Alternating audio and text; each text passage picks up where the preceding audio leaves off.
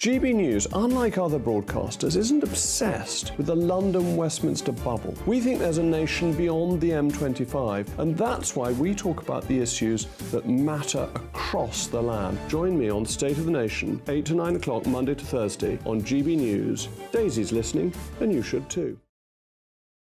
I think the most exciting bit for me is talking to people. People who I think are ignored often by the major news channels.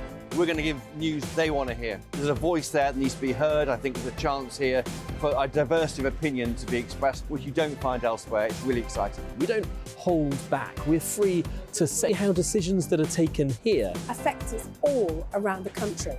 Only on GB News, the People's Channel, Britain's news channel. There's only 3 people you can trust in life. Your doctor, your lawyer, and your nana.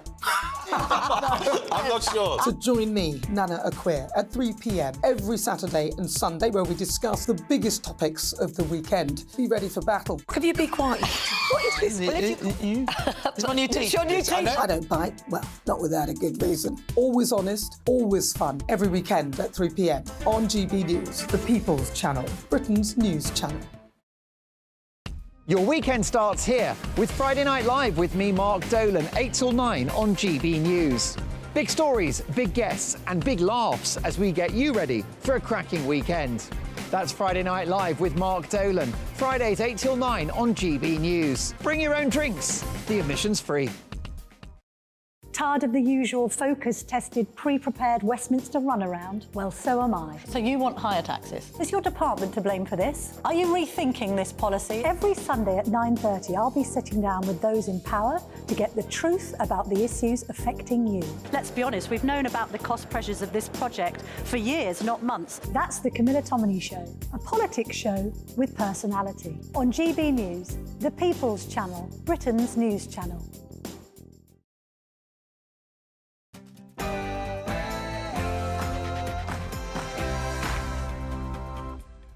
It's 9:30 on Monday, the 20th of November. This is Britain's Newsroom on GB News with Andrew Pearce and Bev Turner. So, low-tax Tories ahead of the autumn statement on Wednesday. The Chancellor, Jeremy Hunt, says that he will bring down taxes in a responsible way. We're going to be a dynamic, thriving, energetic, fizzing economy. We need low tax and we need taxes to be lower than they are at the moment. Fizzing. Didn't look very dynamic, did it? 7 days of protest, I'm afraid, so they're back. Just Stop Oil will be protesting all week, vowing to win their battle against oil and gas. It starts at midday today. Our reporter Addison is in Trafalgar Square. We've seen well over 100 arrests in the last couple of weeks as Just Stop Oil increases its direct action. Now they're urging people from all over Britain to come and cause disruption in London on an unprecedented scale. I'll be live for GB News. I'm sure you've got better things to do than go enjoy them in Trafalgar Square. Going on, Rwanda row. The Prime Minister is facing opposition from his own party over the plan to opt out of European human rights laws. We'll have the very latest. And did you see him in the jungle? Yes, our very own Nigel Farage, GB News presenter. He made his debut on I'm a Celebrity last night. We'll keep you up to date on every step of his journey down under.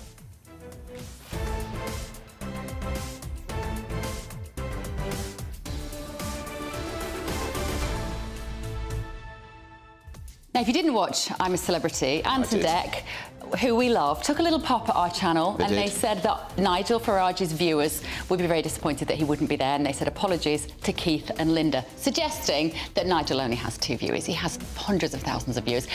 If you are called Keith, or if you are called Linda, and you watch GB News, we will get you on the show this morning. So email us, gbviews@gbnews.com is the email address. And by the way, I thought he did brilliantly last night. Nigel? Yeah. Yeah, we got to talk about the fact that he pulls his trousers up to here and tucks his shirt in. Yeah, but he's still neat and tidy. Still doing pretty good. And we're going to be talking, of course, to a former I'm a Celebrity winner later in the programme. Yeah, so email us this morning, gbviews@gbnews.com. First, though, your very latest news with Sophia.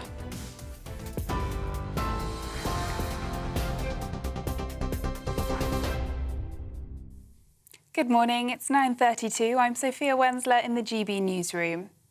There are growing hopes that dozens of hostages held in Gaza by Hamas may soon be released.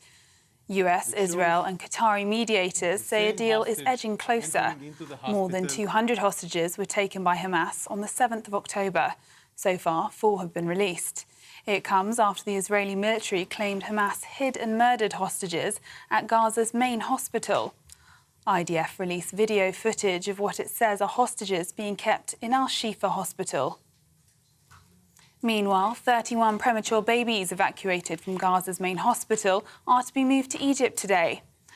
Gaza's health ministry said premature babies were evacuated from Al-Shifa and will be taken over the southern Rafah border crossing into Egypt. It comes as Israel continues its ground offensive in Gaza Strip. The Prime Minister is set to give an update on the state of the nation's finances this morning ahead of the autumn statement. Rishi Sunak has been speaking at the Global Food Summit. Later, he's expected to use a speech to paint a more positive picture of the economy and will hail having hit his pledge of halving inflation. It comes ahead of the autumn statement this Wednesday, which Chancellor Jeremy Hunt has signalled could be used to cut taxes for businesses. A man has been arrested following the death of a woman in a domestic violence-related incident in West Yorkshire. Officers were called to a property in the Ravensthorpe area of Dewsbury on Sunday evening. A West Yorkshire police spokesman said a woman in her 20s was found seriously injured and she died a short time later. A 35-year-old man has been arrested on suspicion of murder. Ofsted is not fit for purpose, according to an inquiry. The Beyond Ofsted inquiry called for transformational change and said it found Ofsted as having a detrimental impact on schools, which some perceive as toxic. The inquiry was launched amid calls for a revamp of the UK schools rating system, which uses one-word judgments, following the death of head teacher Ruth Perry in January. And you can get more on all those stories by visiting our website at gbnews.com. Now it's back to Andrew and Bev.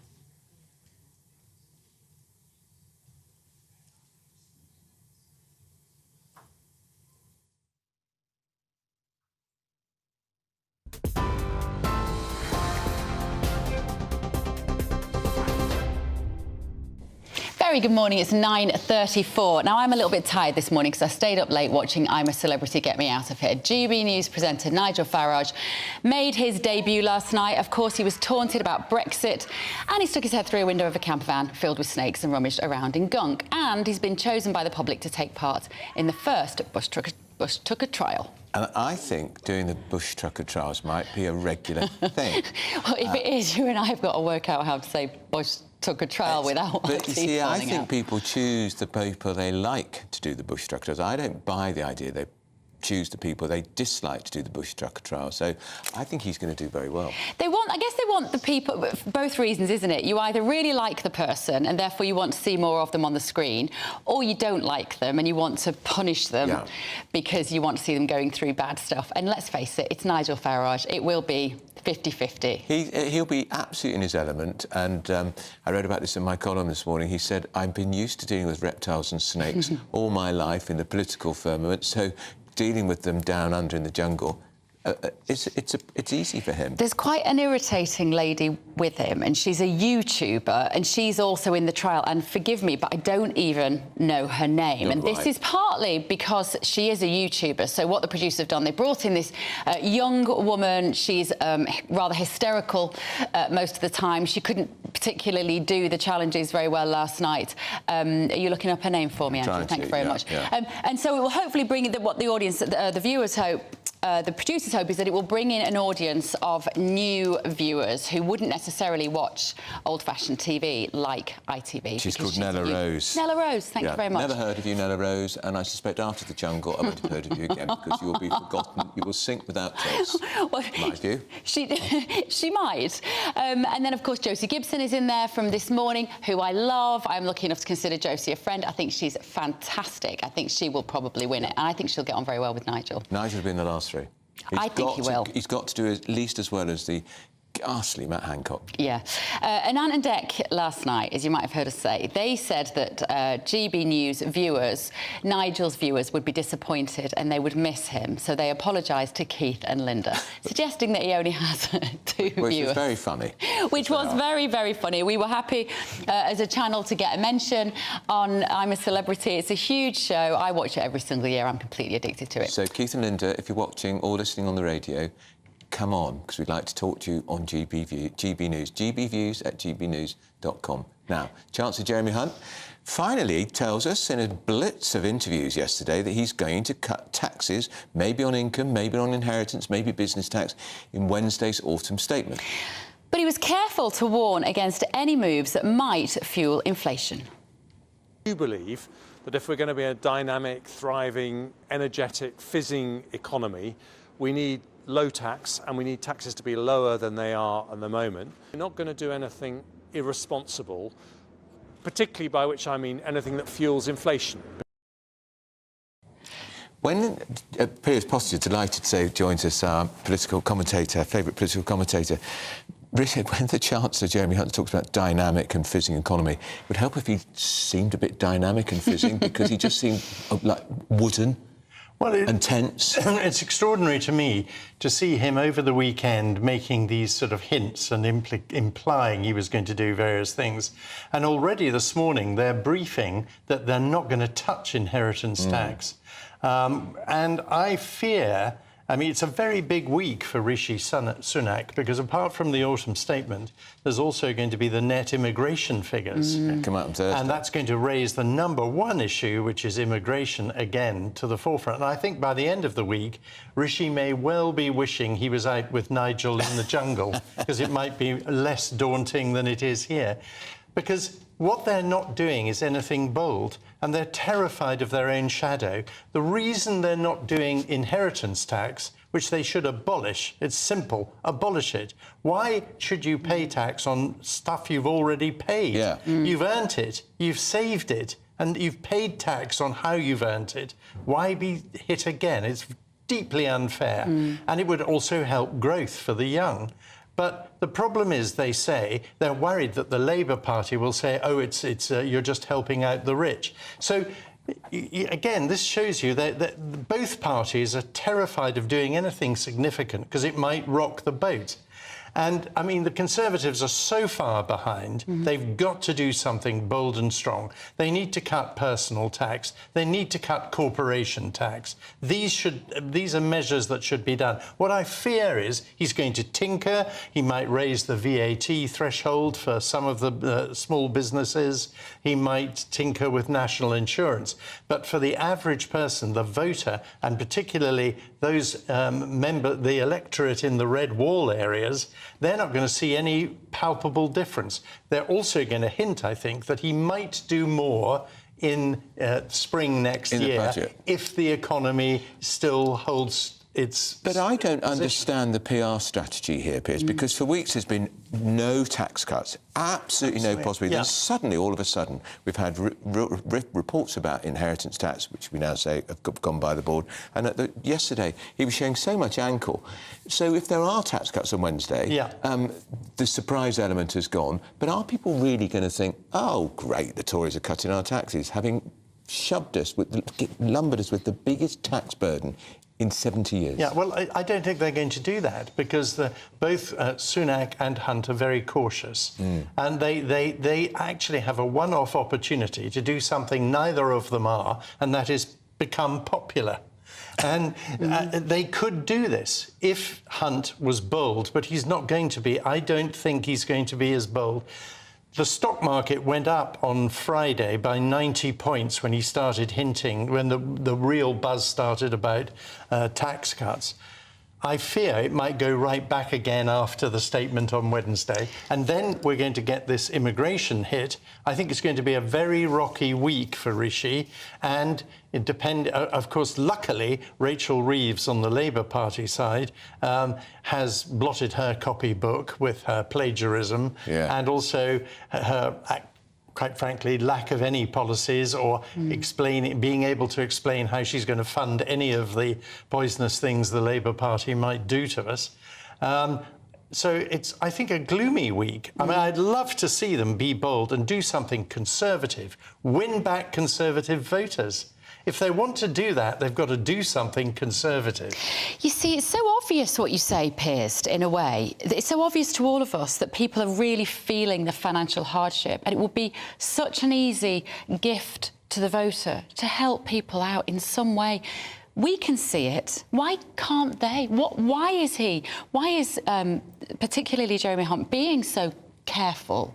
Well, I think he's probably trying to keep inflation. I mean, all chancellors get rather sidetracked and from their own vision by the civil servants in the Treasury. Right. And the civil servants in the Treasury do not like doing one thing, and that's spending money. They want to keep the money. They're always cautious. They're always on the side of pessimism.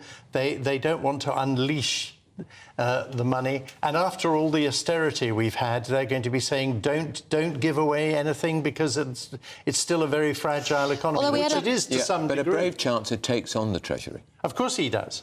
And a brave chancellor, also one who actually, I mean, if they have any intention of winning the next election, they've got to do something big. And if they can't do it in the autumn statement, they've got to commit to it next year. But we also saw at the weekend, I think, David Cameron talking about, as our new Foreign Secretary, increasing the foreign aid budget. No. Yes. And at that point, I just thought, I can't remember a time when those at the top of government are so far removed and detached from ordinary people. Well, David Cameron's always been keen on foreign aid, something that eludes me, I must say, because it's some sort of weird obsession he has about this. And as you quite rightly say, Bev, who on earth in this country at the moment gives, quite frankly, a fig for overseas aid when we are all suffering, we're all struggling, we're all having to tighten our belts? And forward planning and worrying about things like inheritance tax, because for me that is particularly interesting, because a lot of people now, the elderly, actually, they may not have much cash, but they were lucky enough to get on the property ladder. So it's a bit of a myth, actually, that inheritance tax now will only affect the very rich, because you can have somebody in their 80s who has got a house worth a lot of money that they would love to hand down to their grandchildren so that they could get on the property ladder. I mean, I think the inheritance tax is about 9 billion they get from that, and only 4% of the country at the moment can pay that. It looks like going up to 12% the way the economy is going. But, you know, again, the Conservatives could do something that is serious and meaningful. The only thing they've done is Brexit, and they haven't really... They haven't handled that well since Brexit, of course. You can argue lockdown and Ukraine, and but they still haven't... We haven't seen the benefits, and the people want to see the benefits. But here's a one-off opportunity. Inheritance tax is an absurd, penalising tax and should be abolished. And they need to have the conviction. If they can't... if they're terrified about Labour having a go at them, they shouldn't even be in government. Just because we're under pressure on time. In 2007, when we thought Gordon Brown was going to rush for an early general election because he'd been taken over from Blair without an election, the same way Sunak took over, George Osborne, Shadow Chancellor at the Tory conference in Blackpool, said, I will raise the inheritance tax threshold from $500,000 to $1 million. Roars of applause. The Tories soared in the polls and Gordon Brown called off the election. So it's a popular policy. It is. It's more popular than people think. Exactly. That's Piers Pottinger.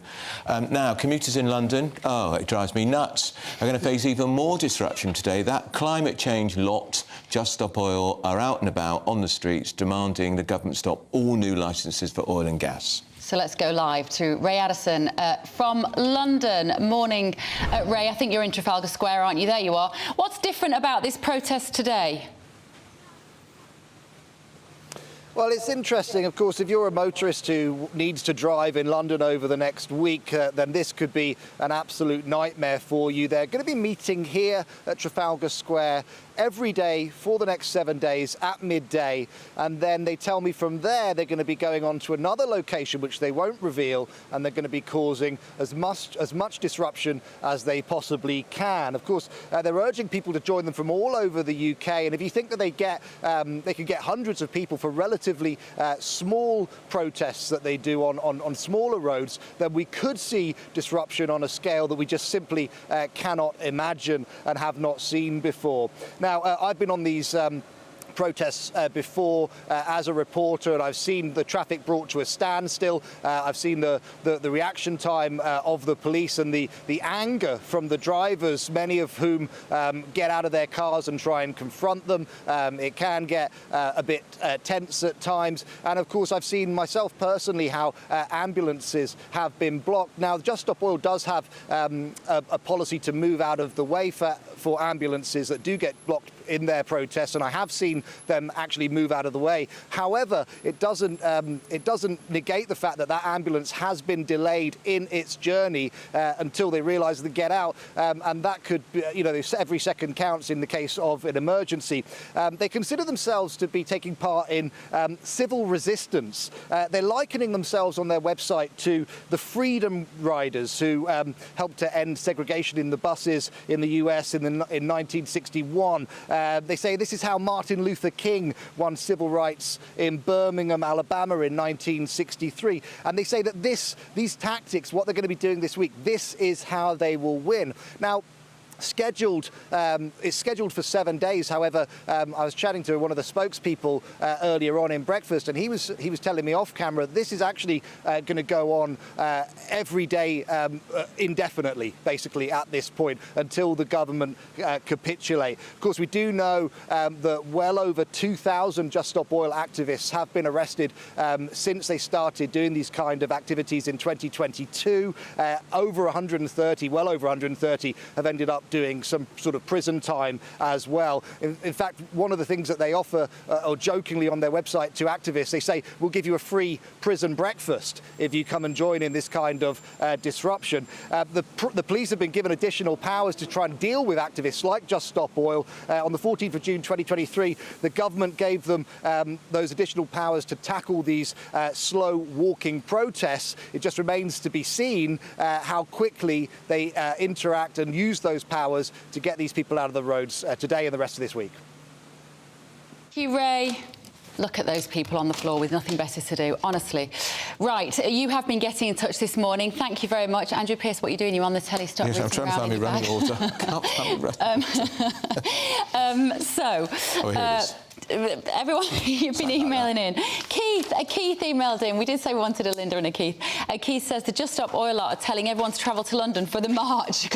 Sounds like a good plan, typical of these idiots. They can use cars, but buses, trains, planes, wear oil-based clothing. They are a joke. Why not march on all the airports as they pay not tax on aviation fuel?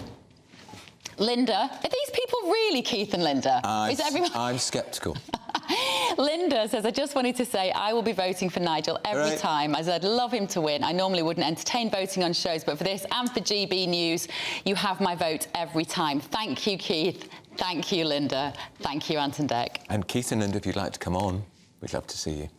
Right, as we've just been saying, Farage started his jungle journey last night in I'm a Celebrity, and as it returned to our screens. Didn't have to wait long to get into the action, getting involved with a snake trial straight away before finally meeting his fellow campmates towards the end of the first episode. And no surprise, at the end of the episode, Ant and Dec said the public had voted for Nigel to complete the next Bush Tucker trial called Jungle Pizzeria. Well, we're joined now by entertainment reporter Ellie Phillips. Ellie, morning to you. Now, I have my own theory about this. It's not necessarily right that because someone is constantly voted on to do the Bush Tucker trial, that people loathe them. It might be that they like them and want to see more of them. What's your view? It can be either or, honestly. I think last year we saw with Matt Hancock, it was definitely a case of people wanted to see him suffer. That was without doubt what was going on. I think there's sometimes a curve as well. So at the moment, I would say with some people, with kind of all the furore around Nigel Farage going into the jungle, it could be that they want to see, what he's made of, see if he can hack it. But surprisingly, for a lot of viewers who maybe never seen him before, don't know who he is, he was really, really calm in the kind of challenge he was put through when they were dropped in the middle of the outback.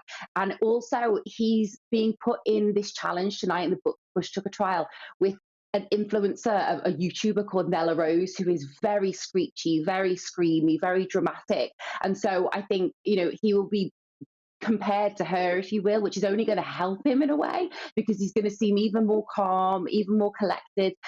So we'll see. I think you're right. There can be two reasons. It can be either their fans are like, the more we get them on screen, the more challenges they do, the more people will get to see them and like them, and that's good for them. And then on the other hand, it could be like, no, we just want to see them get punished. So at the moment, I think with Nigel, it remains to be seen. Who else do you think is going to come across well on the series, Ellie?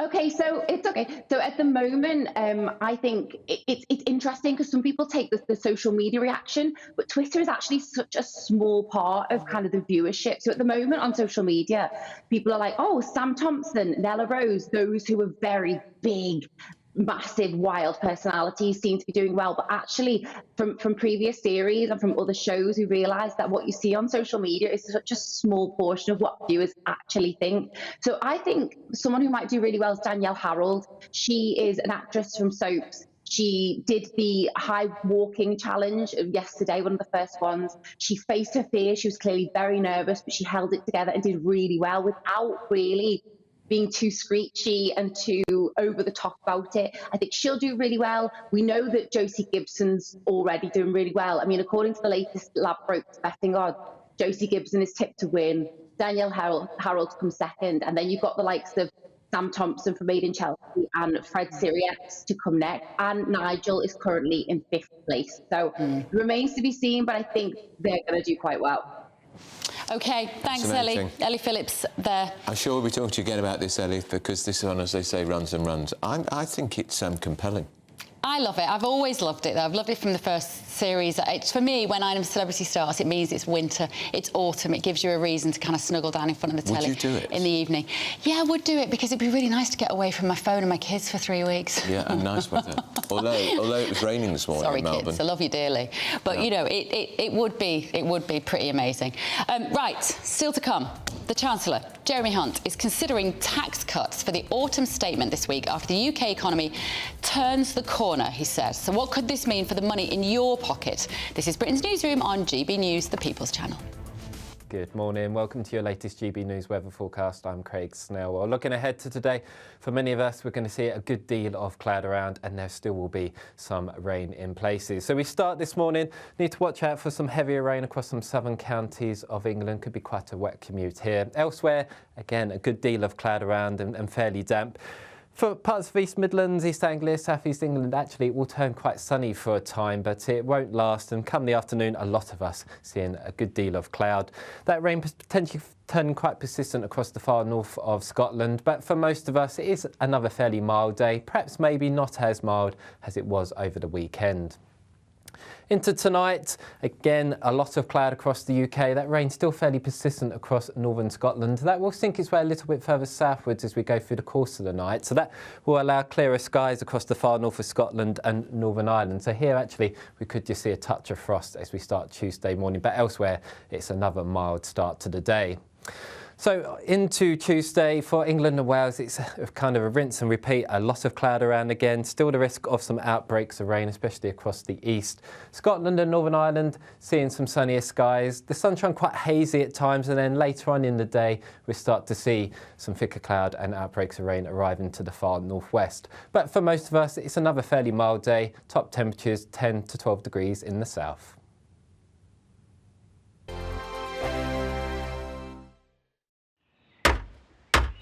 Who is it? We're here for the show.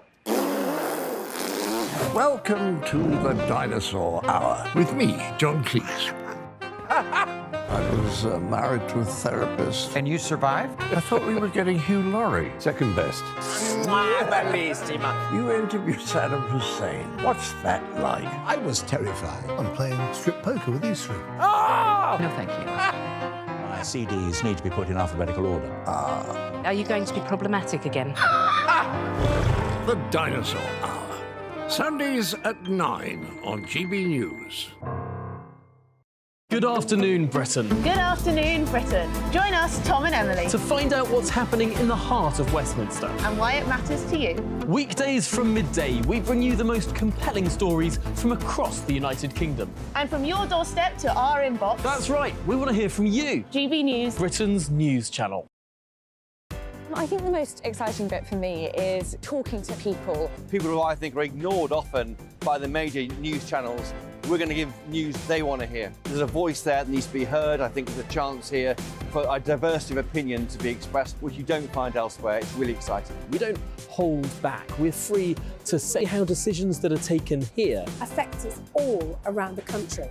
Only on GB News, the People's Channel, Britain's news channel. I'm Michelle Dewberry, and I'm not here to tell you what to think.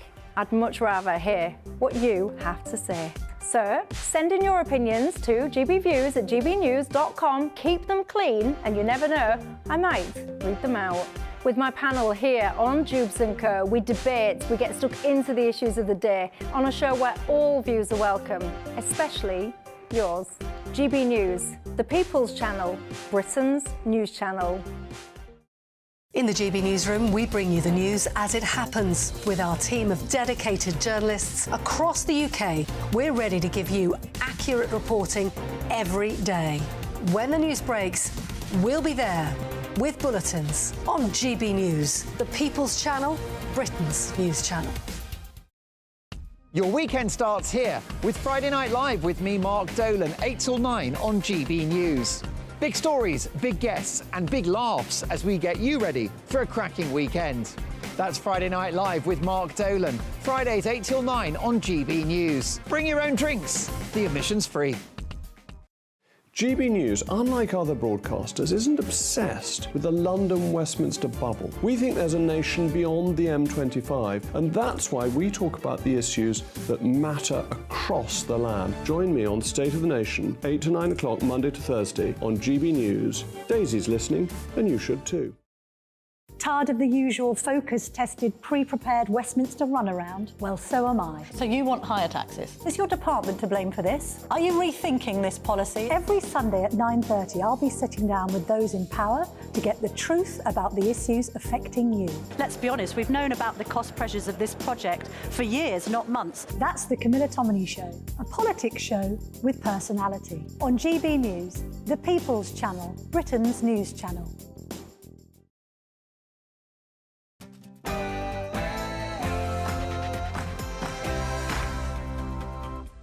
10 a.m. on Monday, the 20th of November. This is Britain's Newsroom on GB News with me, Bev Turner, and Andrew Pearce. Low tax Tories. Have you heard that before? Ahead of the autumn statement on Wednesday, the Chancellor, Jeremy Hunt, is hinting he's going to bring down taxes in what he calls a responsible way. We're going to be a dynamic, thriving, energetic, fizzing economy. We need low tax, and we need taxes to be lower than they are at the moment. Rwanda Rao, the Prime Minister, is facing opposition from his own party over the plan to opt out of the European human rights laws, preventing the planes from taking off.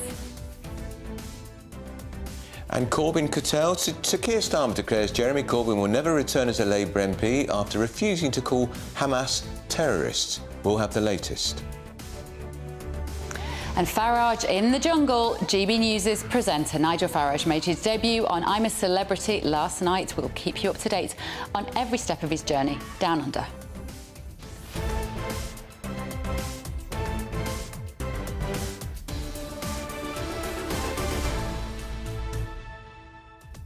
And a few Keith and Lindas have already been in touch with us this morning, which is lovely. Thank you, Keith and Linda. There are more than one of you, I know that, but keep your emails coming this morning, gbviews@gbnews.com. We're also going to be talking about the Mayor of London, Sadiq Khan's ULEZ scheme, because apparently the Advertising Standards Authority are suggesting he misled us. Funny that. Over about how effective it is in improving our breathing and our health.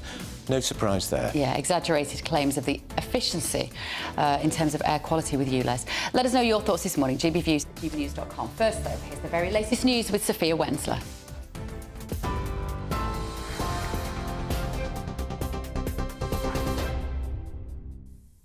Good morning, it's 1 minute past 10. I'm Sophia Wensler in the GB Newsroom. The Prime Minister is set to give an update on the state of the nation's finances. Rishi Sunak is expected to paint a more positive picture of the economy, highlighting the government's efforts to halve inflation. His speech comes ahead of Wednesday's autumn statement, which Chancellor Jeremy Hunt has signalled could be used to cut taxes for businesses. There's increasing speculation that he'll reduce levies on inheritance, income and business taxes.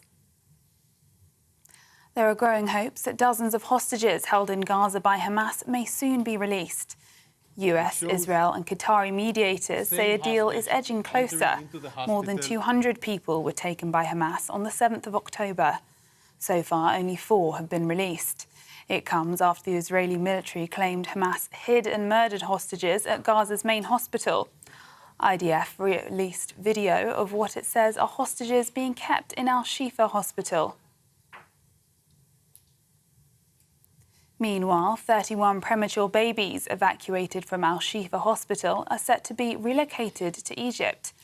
Gaza's health ministry says a joint operation by the UN and Palestinian Red Crescent has made the move possible. It comes as Israel continues its ground offensive.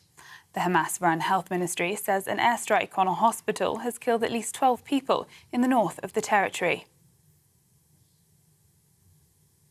The Israeli military has also released footage which it says shows a 55-metre-long terror tunnel, 10 metres deep underneath the Al-Shifa hospital.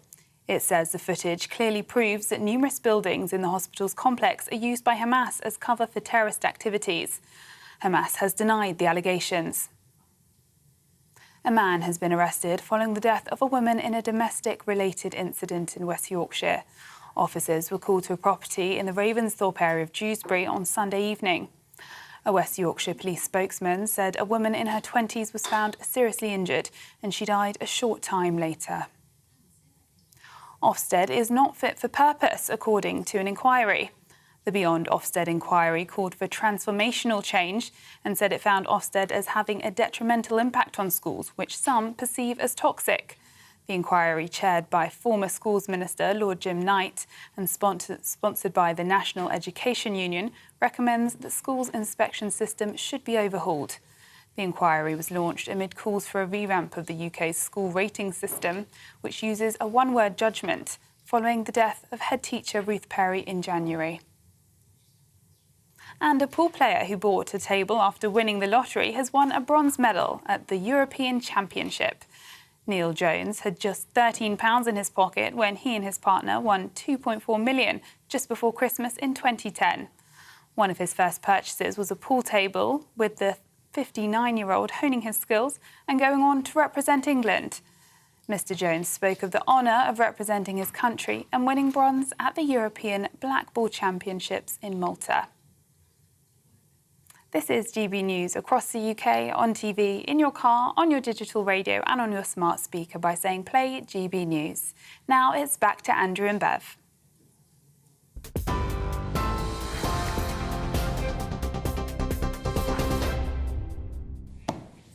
Good morning. So Chancellor Jeremy Hunt is considering reducing taxes on income, inheritance and businesses in Wednesday's autumn statement. You might say about time, but he was careful to warn against any moves that might fuel inflation.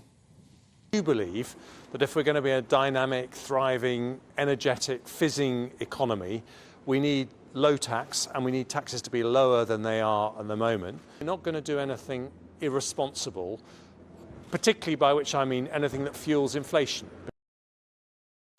So former editor of the Daily Star, Dawn Newsroom, regular on GB News, joins us in the studio now. He's in grave danger here, Dawn, of over-promising and under-delivering now on taxes. Well, yeah, I mean, it's damned if he does and damned if he doesn't, basically. I mean, obviously, the thing that developed over the weekend was the income tax, possible cut, which he has denied all the way along that he was even considering. But obviously, an extra £30 billion has been discovered by the Office for Budget Responsibility. So they now think maybe that they can cut 1 or 2p off the income tax. However, then the Cabinet are saying, well, that could trigger inflation again, and there is that debate. You know, the most important thing I think he said over the weekend is that whatever happens, it was all signed off last night, by the way. It's just got to be approval. Andrew, you're the political expert here, so you know better than me. It was all signed off last night, evidently, and now needs to be approved. But, you know, the one line you take away from everything and all the speculation over the weekend was that they may defer cuts, whatever cuts they may be, whether it's inheritance tax or income tax or winter fuel payments or national insurance or any of the other things they've discussed, until the spring budget. And if you take anything away from it, it's the statement from Jeremy Hunt at the week saying Rome wasn't built in a day. And that means that basically everything we've speculated on, everything the paper's been full of all weekend, and and it's so many, business tax, small business VAT, stamp duty, premium bonds even, all discussed, but it would be mad if they do that for a number of reasons, Dawn, because people, A, need the money in their pocket now. Of course. And secondly, we could have an election in May, because if the small boats Rwanda issue is not resolved, and I suspect it won't be, and if the numbers of migrants crossing the Channel are multiplying throughout the summer, a May election. So, we get these tax cuts in April, and people will think, did we not see that? Are we really going to fall for that? Yeah. Well, exactly That's such an overt election bribe. Yes, and that's what it sounds like. And the thing is, it's like, the inheritance tax, which is the big thing, it affects a tiny percentage of people.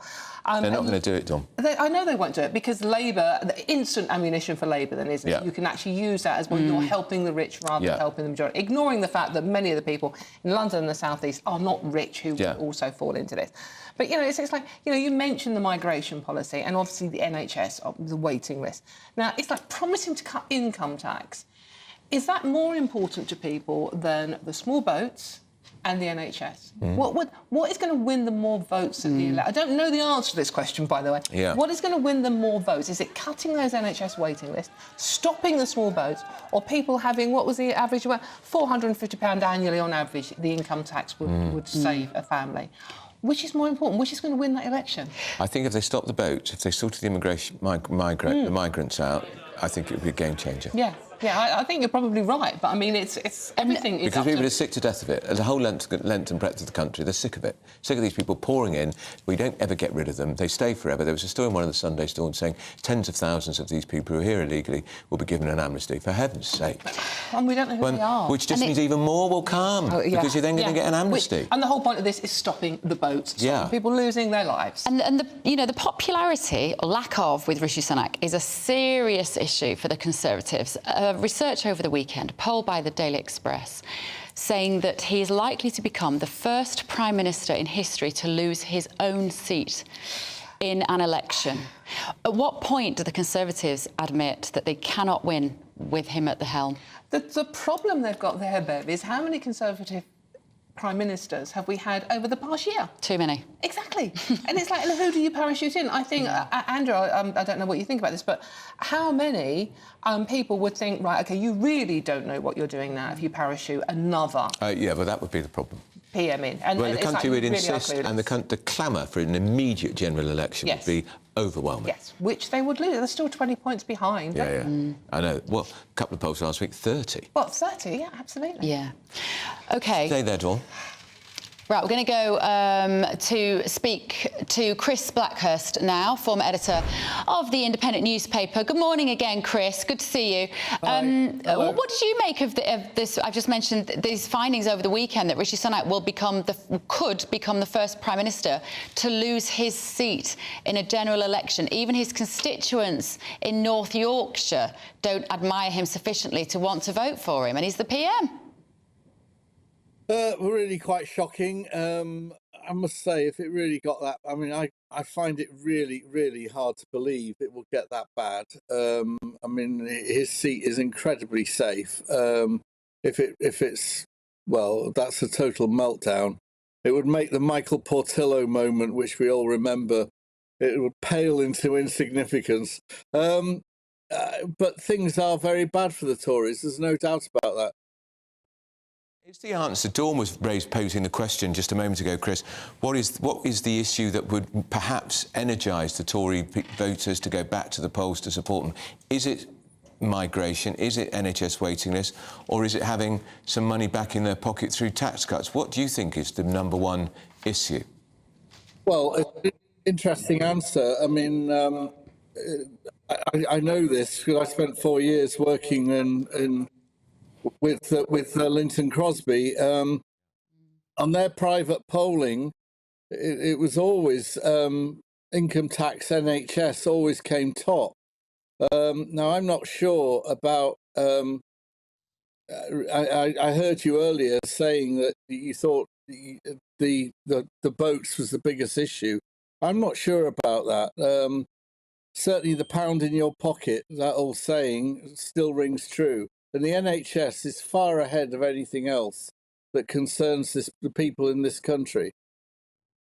And I wonder, Chris, whether the voters would have given up on the Tories on the NHS because waiting lists are at a record high.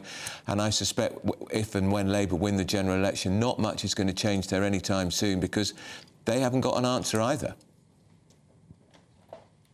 No, they haven't. And really what's funny about the NHS is that it's never actually talked about. If you remember the last few elections, and we've had a few in no space of time, the one thing they don't talk about, the NHS, it's almost left unspoken because there's no solution. We've got, at the moment, it looks like we have a Labour Party that is divided over the Middle East, the situation in Gaza and Israel. We've got a Conservative Party that seems divided over Rwanda now and how to solve that issue. Which of those is the biggest issue for each party, do you think, Chris? Who's facing the most division? That actually is a very good question. I've not thought about that. I mean, they're both really divided. There's no question. On Rwanda, it's going right to the cabinet, where you've got Robert Jenrick versus James Cleverly and David Chalk. I mean, there's a split there, which is obviously very serious. The Tories are grappling all the time with the One Nation Tories and then the right-wing Tories. Labour have got their own problems. I suspect right now it is Rwanda, but, you know, they're both split. They're both divided. Chris, on Wednesday we've got this autumn statement.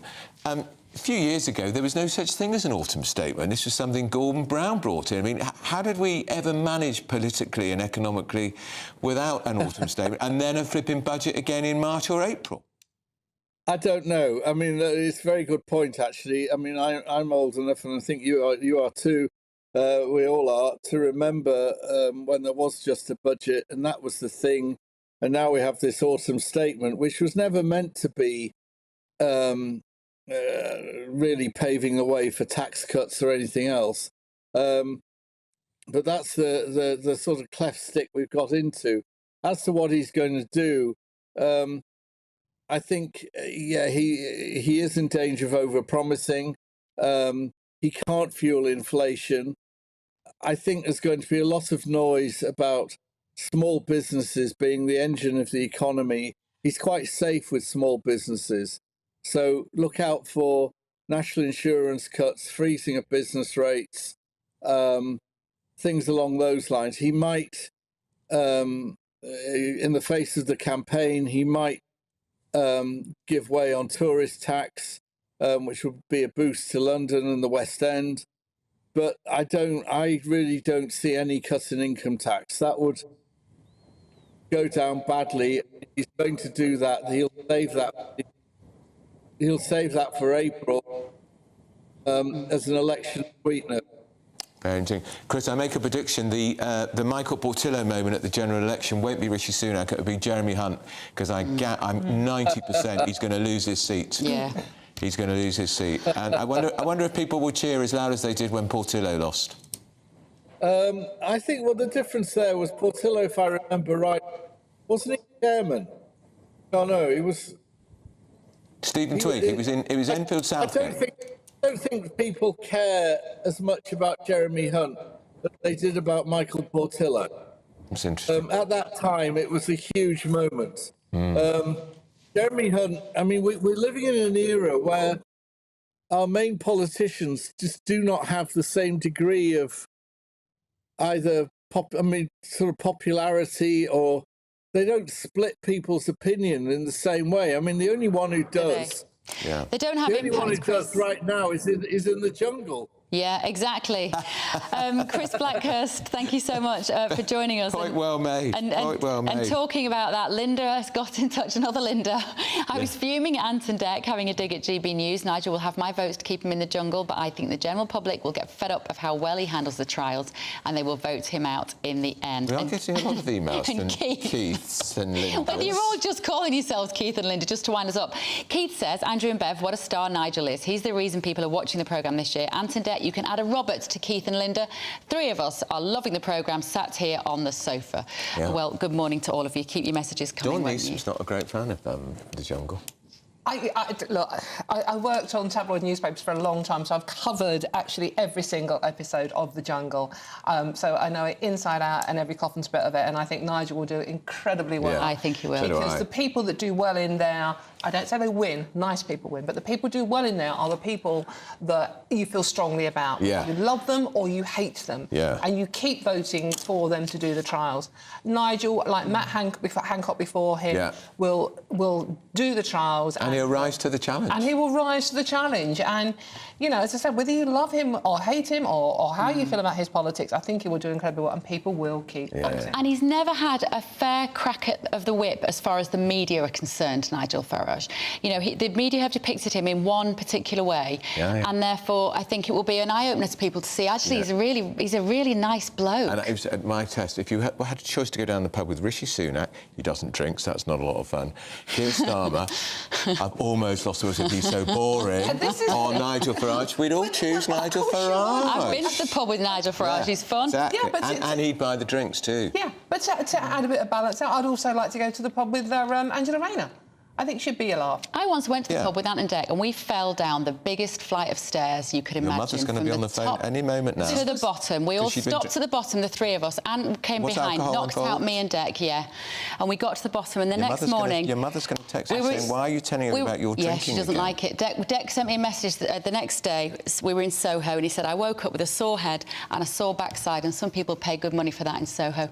Anyway, on that bombshell, still to come, Labour Shadow Chancellor Rachel Reeves has said that protests outside MPs' offices have crossed the line into intimidation. I think she's right, don't you? Stay here with us. This is Britain's Newsroom on GB News.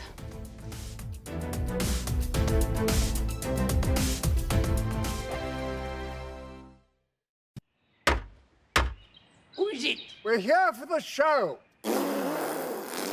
Welcome to the Dinosaur Hour with me, John Cleese.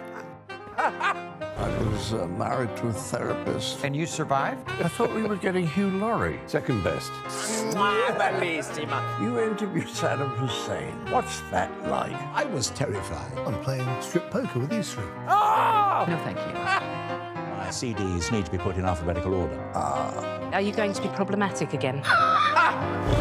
The Dinosaur Hour. Sundays at 9 on GB News.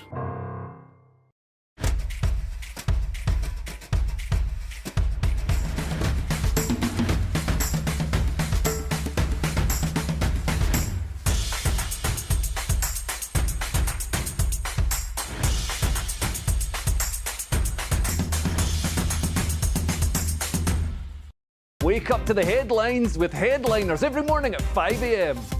We treat you to the day's biggest stories before anyone else, 7 days a week. You can catch up on everything you need to know before you've even had your kippers.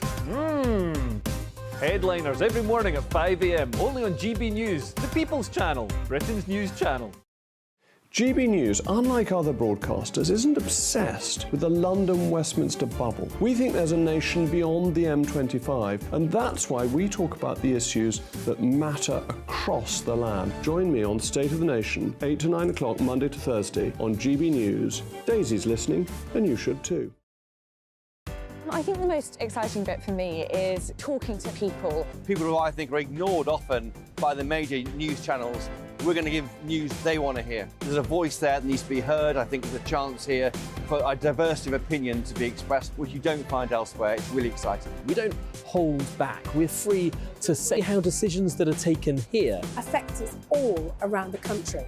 Only on GB News, the People's Channel, Britain's news channel. There's only 3 people you can trust in life. Your doctor, your lawyer, and your nana. I'm not sure. So join me, Nana Aquare, at 3 p.m. every Saturday and Sunday, where we discuss the biggest topics of the weekend. Be ready for battle. Could you be quiet? What is this? It's my new teeth. It's your new teeth. I don't bite. Well, not without a good reason. Always honest, always fun. Every weekend at 3 p.m. on GB News, the People's Channel, Britain's news channel. Your weekend starts here with Friday Night Live with me, Mark Dolan, 8 till 9 on GB News. Big stories, big guests and big laughs as we get you ready for a cracking weekend. That's Friday Night Live with Mark Dolan, Fridays 8 till 9 on GB News. Bring your own drinks, the admission's free. Tired of the usual focus-tested, pre-prepared Westminster runaround? Well, so am I. So you want higher taxes? Is your department to blame for this? Are you rethinking this policy? Every Sunday at 9:30, I'll be sitting down with those in power to get the truth about the issues affecting you. Let's be honest, we've known about the cost pressures of this project for years, not months. That's the Camilla Tominey Show, a politics show with personality. On GB News, the People's Channel, Britain's news channel.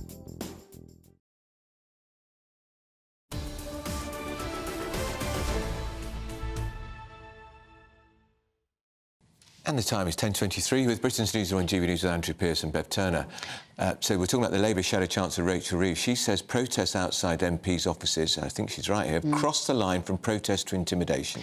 Keir Starmer has been under pressure after splitting the party over its approach to the Israel-Hamas war, with a number of MPs calling for a ceasefire.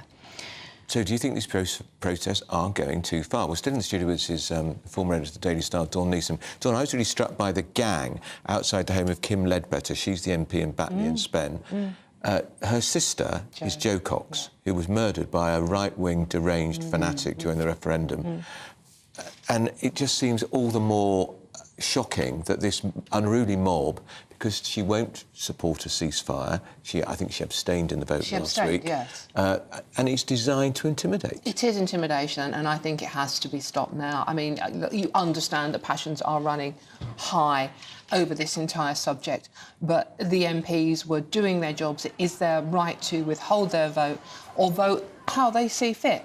And the fact that they have mobs outside their homes where their families live, many of them have young children, is completely and utterly wrong. And neighbours. And I have actually listened to people this morning discussing this on the radio, saying, no, they deserve this. They should actually be having a voice and thinking about the people dying. And it's like, yeah, well, I'm sure they are. But, I mean, you know, and I'd take this even further. I mean, all right, protest at the House, protest peacefully. But, I mean, Rushanara Ali is one of my local politicians in Tower Hamlets. She's a young Muslim woman. She's fought very, very hard to get that job. She does, whether you agree with her politics again, she does a good job for the people and she abstained as well. And she had, I've seen the footage, a howling mob outside her place of work, her Labour office in Tower Hamlets, in Bethnal Green. I think she's going to, I've written about this in the Mail, I think she's going to face a challenge from an independent Muslim sort of character, because the level of rhetoric directed against her last week was getting quite intense, and saying she has to go, get rid of her. Get rid of her? Get rid of her. Look, we have 2 female Muslim MPs in Tower Hamlets, and they both have Labour, and they have both worked incredibly hard to overcome so many difficulties. In their community, a young woman who wants to get on in a career is, by some areas of that community, is actually castigated, and again, quite vitriolic hyperbolically. You know, some of the rhetoric used about Missionara is actually appalling. You know, they've had to overcome opposition from their own communities, in some cases their own families, the right wing, and even in some cases the left wing. And it's like, this is appalling. We elect our MPs to represent us. We have no right to intimidate them in the way they are being intimidated. And what worries me, Dawn, far be it from me to ever call for greater police powers, but I am starting to wonder whether there should be a law now around not doorstepping politicians at their home. And that's what disappoints me, because part of our democracy is that our MPs just live amongst us. And if you want to put a leaflet through their door about your charity event, you can do so. And I hate the idea that we're going to lose that because of a very small minority of very vocal protesters who are fighting for Palestine here. That's what this looks like ultimately, doesn't it? Well, this is the dilemma, isn't it? I mean, the irony of the people protesting for Palestine, where they wouldn't be allowed to do this, by the way. They don't have any protests over there because they tend to end up shooting them. But this is the trouble we're facing, is do you legislate to stop this sort of thing? And I'm like you, Bev, I don't. We have a free speech, we have a democracy. You have a right to protest, but... And I see my local paper in North London, the Camden New Journal, it has in there quite prominently the surgeries of the local MPs, one of whom is Keir Starmer, the Labour leader. It tells you the time and the place.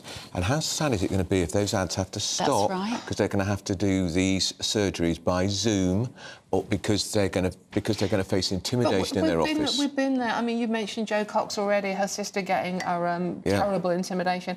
David Amess in Southend. What happened? Murdered in his own constituency surgery. Doing his job. And one of the... I mean, look, in a the church rhetoric building. used about MPs is appalling, but a really, really good MP. Lovely man. Known him for years. Lovely, lovely, lovely man. Well, I also heard, kids. Dawn, as you said, I heard some left-wing protesters being interviewed in the last 24 hours or so about this issue, and the passion with which they believe that these MPs should be doorstepped. They're saying, well, they're making the wrong decision. They should be calling for a ceasefire. The arrogance to think that they are right and that, by all means, have your strong opinions on this. No issue inspires such strong feelings as this Middle East conflict has for decades. But the arrogance with which they speak about the fact that they should be demanding a ceasefire, also the naivety to think it would make any real difference. It won't make any real difference. The problem you've got is when they demand a ceasefire, what they mean is Israel ceases fire, because Hamas won't. Their declared intention is to destroy Israel. The state of Israel should not exist. They haven't gone back on that. That's what they said when they were elected. They haven't gone back on it. But they took it further back in their original mission statement and they said Jewish people should not exist as well. They haven't gone back on that either. No. Yeah, and we know if there is a ceasefire, they will regroup and they'll start. And in fact, one of their spokesmen said there'll be another October the 7th. Well, they've said that. I mean, the problem we've got now is it's very hard to believe from both camps, by the way. You know, we know that the first victim of war is the truth. And the propaganda on both sides, and we know that because, you know, it's very, very difficult to know what to believe. And as you were saying, Beth, people are so set in their way now, they're not even willing to see any nuance in this, any grey areas. It is either you are one side or another, and it really isn't that. This has been going on for 3,000 years. I mean, it's not that simple. Yeah, we've got it. Of course, we're hoping to take a press conference later in the programme because the father of the little girl who he thought she was dead. Emily Hand is the little girl, and her father she's 9 Thomas. Years old, and so he'd come to terms with the fact she's dead, and now he's been told she's alive. He's giving a press conference, which will carry a little later. I saw him speaking programme. Earlier on, and it was her 9th birthday. A couple of days ago, and he was incredibly emotionally, and he was saying she had her 8th birthday in the tunnels of Hamas. No cake, no party, no friends, and he goes, no child should be, and he wasn't taking it away from the children that are suffering in Gaza. He goes, no child should be going through this, and on either side, by the way, but he was talking about his little girl, so it was incredible, and you just, what that child's going for. I mean, it's awful. And for the parents too. Yeah, and as we say, there is a press conference about 11 o'clock about that this morning that we will be dipping into. Yeah, we will. Right, any minute now, Sunak will deliver a speech on the economy ahead of Wednesday's autumn statement. Keep your ears peeled for any mention of a cut in taxes. And Mrs. Paddington, are transgender teddy bears being used to indoctrinate 10-year-olds in schools? No doubt. I'm most surprised if they're not. You don't want to miss that. That and much more after your morning's news with Sophia.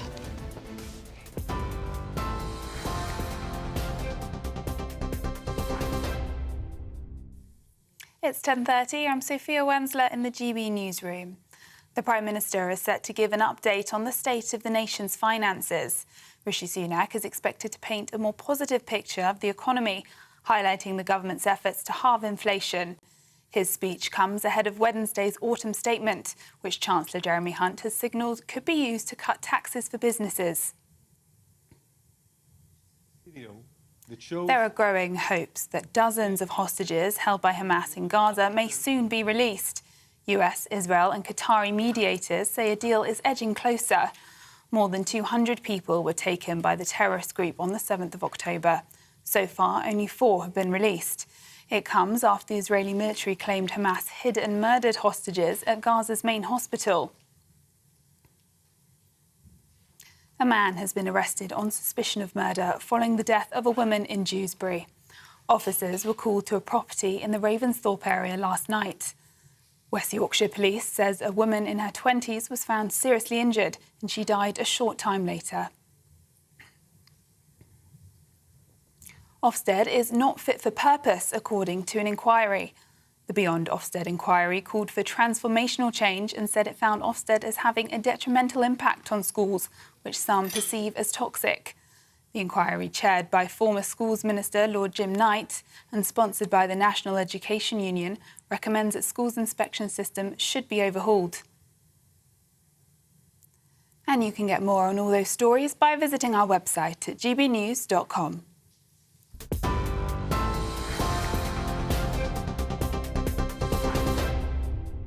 For stunning gold and silver coins you'll always value, Rosland Gold proudly sponsors the GB News Financial Report. And here's a quick snapshot of today's markets. The pound will buy you $1.2490 and €1.1429. The price of gold is £1,584 and 18 pence per ounce. And the FTSE 100's at 7,491 points. Rosland Gold proudly sponsors the GB News Financial Report.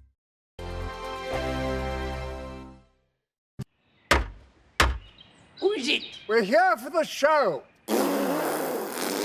Welcome to the Dinosaur Hour with me, John Cleese. I was married to a therapist. And you survived? I thought we were getting Hugh Laurie. Second best. You interviewed Saddam Hussein. What's that like? I was terrified. I'm playing strip poker with these three. No, thank you. My CDs need to be put in alphabetical order. Are you going to be problematic again? The Dinosaur Hour. Sundays at 9 on GB News. Good afternoon, Britain. Good afternoon, Britain. Join us, Tom and Emily, To find out what's happening in the heart of Westminster. and why it matters to you. Weekdays from midday, we bring you the most compelling stories from across the United Kingdom. And from your doorstep to our inbox, That's right, we want to hear from you, GB News. Britain's news channel. I think the most exciting bit for me is talking to people. People who I think are ignored often by the major news channels. We're going to give news they want to hear. There's a voice there that needs to be heard. I think there's a chance here for a diversity of opinion to be expressed, which you don't find elsewhere. It's really exciting. We don't hold back. We're free to say how decisions that are taken here affect us all around the country. Only on GB News, the People's Channel, Britain's news channel. I'm Michelle Dewberry, and I'm not here to tell you what to think. I'd much rather hear what you have to say. So send in your opinions to gbviews@gbnews.com. Keep them clean, and you never know, I might read them out. With my panel here on Jubes & Co, we debate, we get stuck into the issues of the day on a show where all views are welcome, especially yours. GB News, the People's Channel, Britain's news channel. In the GB Newsroom, we bring you the news as it happens. With our team of dedicated journalists across the UK, we're ready to give you accurate reporting every day. When the news breaks, We'll be there with bulletins on GB News, the People's Channel, Britain's news channel. Your weekend starts here with Friday Night Live with me, Mark Dolan, 8 till 9 on GB News. Big stories, big guests and big laughs as we get you ready for a cracking weekend. That's Friday Night Live with Mark Dolan, Fridays 8 till 9 on GB News. Bring your own drinks, the admission's free.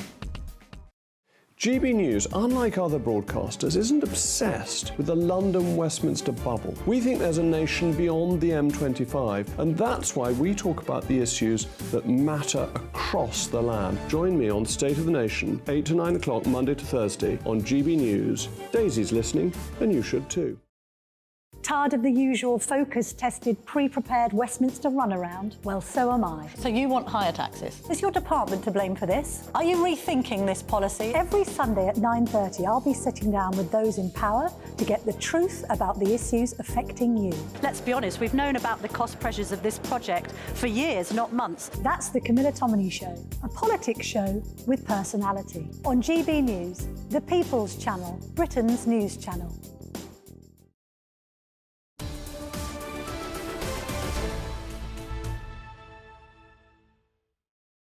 10:36, you're with Britain's Newsroom on GB News with Andrew Pearce and Bev Turner. So the Prime Minister, bet you can't wait for this, he's delivering a speech at a college in North London. This is as a curtain raiser to Wednesday's autumn statement. We're going to go live now to listen to Rishi Sunak. One that believes the private sector grows the economy, and where government has a role, it must be limited. One that believes in cutting taxes, but doing so carefully and sustainably. And one that is ambitious about the unprecedented opportunities for this country from the new wave of technology. Our approach starts with controlling inflation. High inflation eats away at your pay packet. It makes mortgages more expensive and stops you getting on the housing ladder. It makes pensions and savings worth less. In other words, inflation is a tax. And it erodes that dream of a wealthier, more secure life that we want for everyone. And that's why we've provided unprecedented support for people's energy bills and the cost of living. And it's why, at the start of this year, I committed to halve inflation. Back then, inflation was around 11%. And now, the Office for National Statistics has confirmed that in October, it fell to 4.6%. Now, I'm not saying the job is done, but it does mean that we have met our commitment to halve inflation. Prices are no longer rising so quickly. Energy bills have fallen significantly, and for many, wages are now rising faster than prices. And it shows something else, that when we make a major economic commitment, we will deliver it. It would have been far easier to give in to the strikes with inflationary pay rises or any number of calls for higher spending or borrowing. But we held firm. And with inflation halved, we can now look forward towards the future economy that we want. Well, that's the Prime Minister. He's doing his best to enliven our panel, who are here. Matthew Larser, who used to work for the Labour leader Ed Miliband, and Emma Wolf. Emma Wolf is here, of course, who did not work.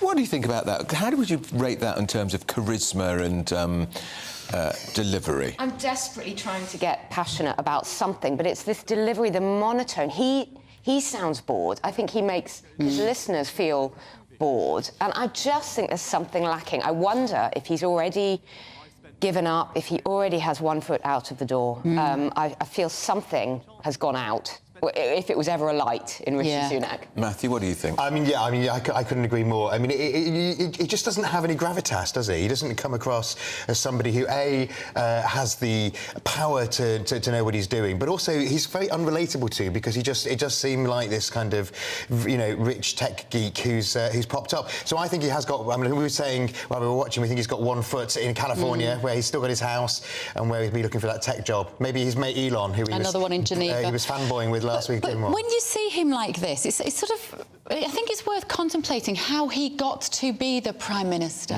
Like, how did he get to be Prime Minister? By default, because he didn't... It was by default. Liz sort of a process of elimination, the last man standing, really, when you remember how it went. But I mean, it's extraordinary to remember, because sometimes because we've had so many Prime Ministers and so many ministers over the last few years, that at the last election, it wasn't like he was Chancellor at the time of the last election and was exposed and scrutinised. Of course, Sajid Javid was the Chancellor at the last election and was the one who was in all those debates. So he's never really faced that scrutiny, never mind being elected as Prime Minister by the people. He was a lucky Chancellor in the sense because he was Chancellor during COVID and he was a popular Chancellor during COVID because you are popular when you give away billions. Half a billion. And he gave billions away, but sadly he didn't write in a lot of checks to ensure to stop the fraud. They were huge. On an industrial scale. Exactly. And that's going to come, and that could well come back to haunt him, isn't it? Because the investigations are continuing, and it looks like some people might be down for it. Decisions were made about the economy, which have been proved to be very long-lasting and dangerous. He was pushing Boris Johnson very hard to close down the economy. When whatever we think of Boris, we gather from what we've heard so far, was resisting it to a point. Depending on what day you asked him. Depending on who's the last person who spoke to him. Exactly. Anyway, it's all... Anyway, do you think... But should he... Honestly, we just despair there, don't we? But do you think he should go, Matthew, before the next election? I think he can't, because, I mean, we can't have I'm forgetting how many it is. We can't have yet another Tory Prime Minister. But I do think we need an election. And when we were here last week talking about Cameron, one of the things that just sort of... Once we processed that news was the thought that Cameron's been telling friends he's not in the job for 3 or 4 months, or 6 months, i.e. we're not going to have an election in the spring, we're going to have an election late next year, or, goodness forbid... Could be the start, 25.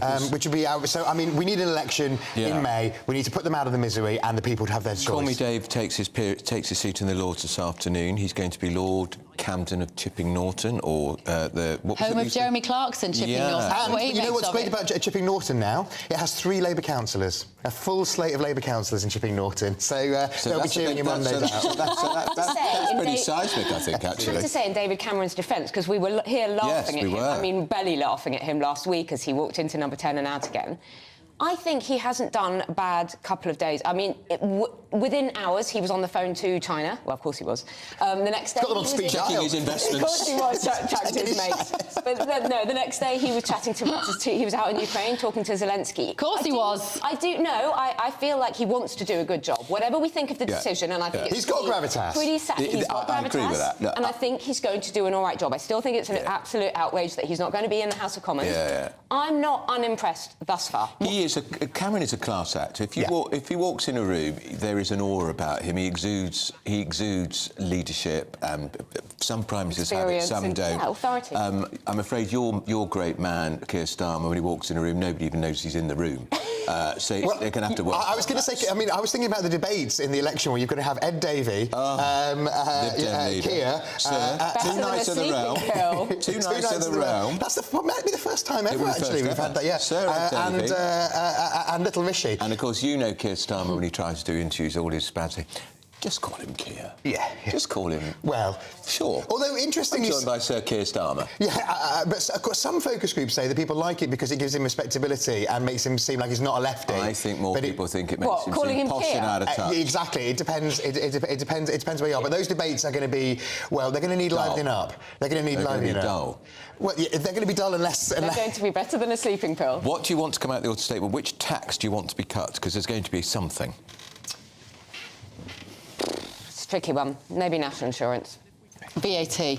VAT. VAT for me, hospitality. I think we need ordinary workers need a tax cut, so it needs to be a national insurance cut, or exactly, because particularly the others don't affect. The sorting out the thresholds. which have been held, because so many more people have been brought into higher rate tax. Yes. You know, people, sort of mid-ranking nurses, mid-ranking teachers. You know, we're not talking about the people running education departments. We're talking about people on the chalk face. So that for me is what's been really insidious about the tax rises, and not cut inheritance tax, because I know the richest inheritance tax, but we haven't got any money, and it should have been targeted at the most people. I think there's the wrong time to do inheritance tax. Yeah, you need to put money back in people's pockets. Yeah, absolutely. But do it honestly. Lower and middle income earners, as Matthew says, not pretending that they're going to be affected by Yeah. Not give Rishi and Jeremy Hunt give themselves a tax cut with inheritance tax. Yeah. Right, it's been at least 10 minutes since we spoke about I'm a Celebrity, Get Me Out of Here, so we need to do it again. Exactly, it's an alarm going off that we haven't done. Matthew, are you a fan of the show? What do you think it's a political risk for Nigel Farage? When I worked at ITV back in the day, I used to work on the Jonathan Dimbleby programme with Gloria Tapiero of this parish. Very fine girl. Absolutely. I literally left to join the BBC before I went to the jungle, but our old boss ended up being in charge of building the camp. So I've got a soft spot for it, but the controversy really today is whether this is going to rehabilitate Nigel, because he needs to be rehabilitated. The Guardian has run 3 stories about him today. There are 3 stories about him in the Guardian. He's a celebrity, but Nigel Farage gives me the creepy crawlies. It is normalising the abhorrent, which is a pretty strong word, by putting Nigel in the jungle. They're worried about him. I'm a politician, detoxify me. They're worried about 3 headlines. Exactly. They're worried about him. None of those are stories against him. They're just silly opinion pieces in the Guardian. And it shows how worried they are about him. I'm still recovering from Saturday night when I was given the Sunday morning papers with a picture of Nigel, big pictures of Nigel, and I wasn't sure whether he was in a vat of vomit, like it looked like vomit. I think it was mud. They call it gunk. Gunk. What does that mean? It's pretty grim what you have to do to get your million. You could cope for $1.5 million, though, couldn't you? I wouldn't do it for it. Yeah, we had this argument. I wouldn't do it for $1 million. I honestly couldn't do that eating of bugs and the things they do. Would you fancy it? I'm going to do it for $1.5 million if they offer. Yeah, listening.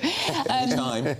I might do it for a bit less, actually. The thing is, Nigel Farage has obviously his career has been fascinating to anybody who's interested in politics or even just like social trends. It's been interesting. Now, when we were at the Conservative Party conference this year, he was like the parting of the waves when he walked into a room. Return of the Messiah. Absolutely, and he is enjoying a certain popularity that he didn't have before at the moment. And I think that if he ever wants to get back into frontline politics, this is a risk now, the timing of this. I agree. Because it could backfire on him. He could have just kept his powder dry, carried on working on GB News, getting his messages across to people, watching the Conservative Party fall off a cliff, and maybe he walks in and helps them out.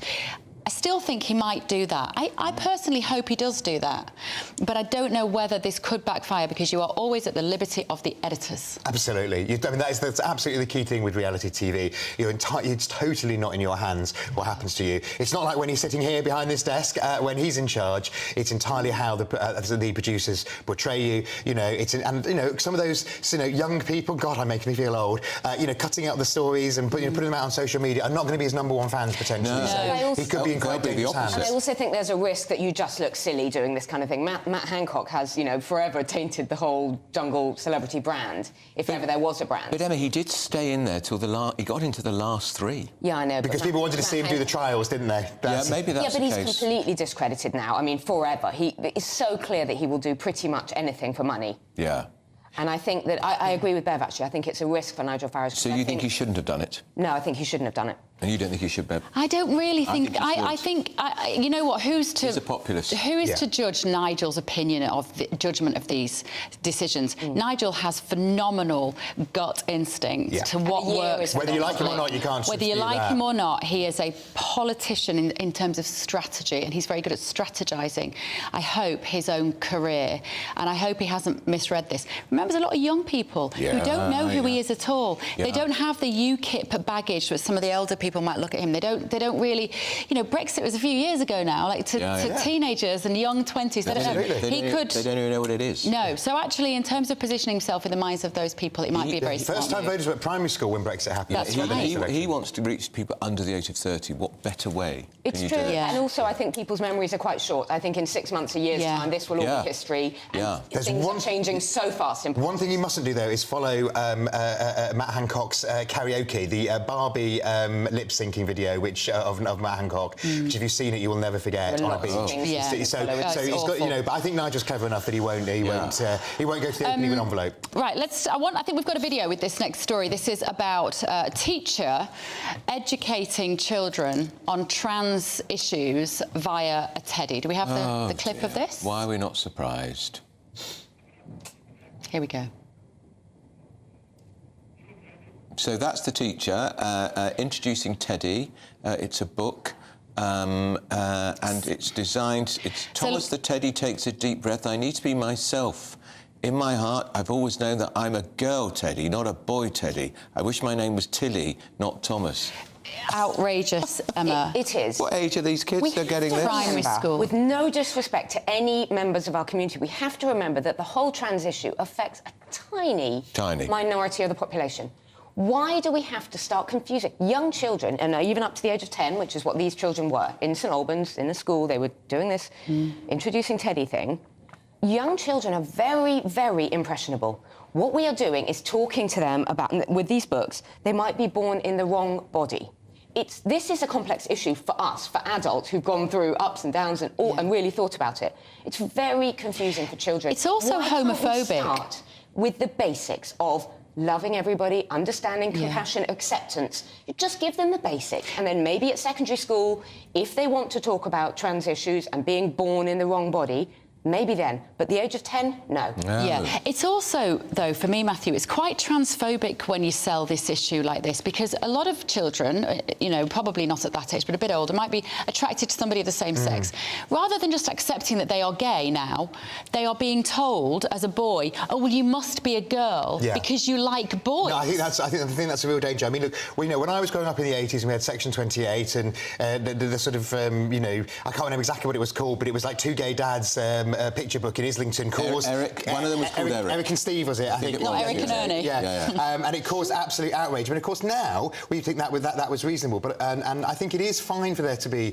it's right there's lesbian and gay characters just kind of mixed in with all different characters. What worries me about the particular wording that you read out there, Andrew, was that this is absolutely planting the idea that people they're born in the wrong body, that they want to be, you know, they want to be adopt a girl's or boy's name directly, and I think that is quite different to just having just portraying different characters, isn't it? This thing about the wrong body, really is. I mean, my 3-year-old was sent home from nursery the other day with a book where two male aardvarks fall in love, and I just sort of, where does all this start? That worries me less, because you're not asking people to change. You're not asking. You're not saying it's this thing. It's confusing about gender roles. It's difficult when you're young and you're still, you know, you're still having you're still working out your identity. Working out who you are. Absolutely. Can't we just let little kids be boys and girls? Just let them be girls and boys and let them celebrate Christmas. Please. Don't prioritise Diwali over Christmas. And I just think the woke has gone so far. You can't even just be like 95% of the population. You know, it was a joy growing up as a little child, you know, playing with Action Man and cowboys what's wrong with that? Exactly, but if you teach them the basics, which is that you accept love is love and that you accept everybody, then you don't get them into these very complex identity issues. I think I agree with that. Are all struggling to kind of talk around. It's about, as you say, it's about acknowledging that love is love, and that love comes in all different forms, rather than actually going into trying to point out to people what your identity is. I thought this was my old primary school, actually, because I went to primary school near St Albans, but it's not. Oh, really? And actually, a lot of psychologists will tell you it's a bit of a myth, this idea you are born in the wrong body. There's often a trigger trauma. There's a trauma, perhaps, which triggers somebody to want to change their entire identity, which can sometimes be worked out with therapy and talking therapy. Not always, and there are, and we have guests on this show all the time, trans guests who live a different life than the one they were born. They are fabulous people, and you wouldn't wish any hate or discomfort or harm on any of those people. But to be telling children this is a fact. Some people are born in the wrong body. We all know. We all dressed up. I bet we were. I was a tomboy. I was a tomboy. I was constantly mistaken for being a boy. On a princess dress, like it's all fine for. Are there pictures, Andrew? There are no princess dresses. Just at the weekend. But I have to tell you, I was much better at skipping with the girls on the playground than playing football. So I thought football was boring, and I still do. I was so bad at football, they made me the honorary manager of the team, so I didn't have to play. Well, I'd have been saved, I always ran up and down the wing, hoping the ball would come nowhere near. Rugby practice, just put a bit of mud on, so you didn't look like that makes you a girl or a boy. No, I know. absolutely. Right, thank you, Emma. Thank you, Matthew. Up next, Emily Hand turned 9 last week and likely spent her birthday being held hostage in the tunnels in Gaza. Her father will address the press soon, live from the Israeli embassy. This is Britain's Newsroom on GB News. Hello, it's Aidan McGibbon here from the Met Office with the GB News forecast. A rather cloudy day for many of us, with showers and, in some places, longer spells of wet weather, but not everyone will see rain. There will be some drier and brighter interludes as low pressure clears to the east. We've got right around that low some strong winds currently through the southwest. Those winds running into the English Channel and easing through the afternoon. Showers following across parts of Scotland, Northern Ireland, Northern England, Western England and Wales. And some longer spells of rain, especially for northern Scotland and parts of North Wales, for example. But away from these areas, actually some drier interludes, especially towards the southeast, as well as for western Scotland, for example, where some brightness will come through at times. 12 to 13 Celsius, the top temperature. There'll be further showers or longer spells of rain as the low pulls away through the nights. We'll see the showers focused initially across eastern Scotland, then into northeast England. Some low cloud expected through the night here, that transferring south during the hours of darkness. Also some showers for West and North Wales. Otherwise, increasingly clear skies break out for Scotland and Northern Ireland, and a frost here as we begin things on Tuesday. So a chilly start, but a grey start for much of England and Wales, particularly towards the southeast and East Anglia, where there'll be some fog and mist in places. That will be slow to lift through the morning, but the showers ease away, drier for many into the afternoon, with some hazy sunshine and highs of 11 to 12 Celsius.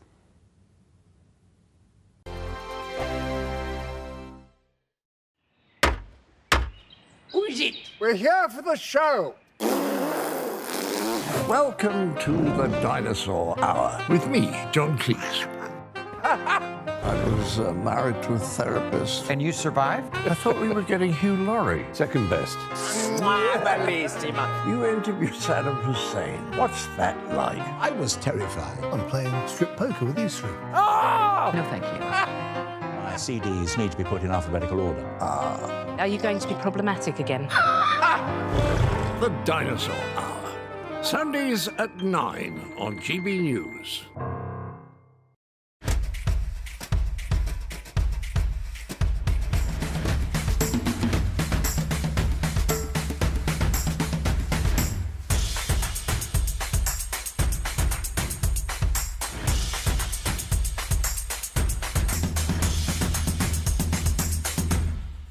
Wake up to the headlines with Headliners every morning at 5 a.m.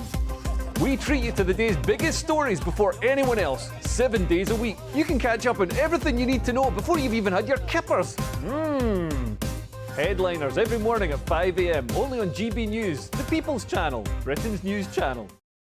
GB News, unlike other broadcasters, isn't obsessed with the London-Westminster bubble. We think there's a nation beyond the M25, and that's why we talk about the issues that matter across the land. Join me on State of the Nation, 8 to 9 o'clock, Monday to Thursday, on GB News. Daisy's listening, and you should too.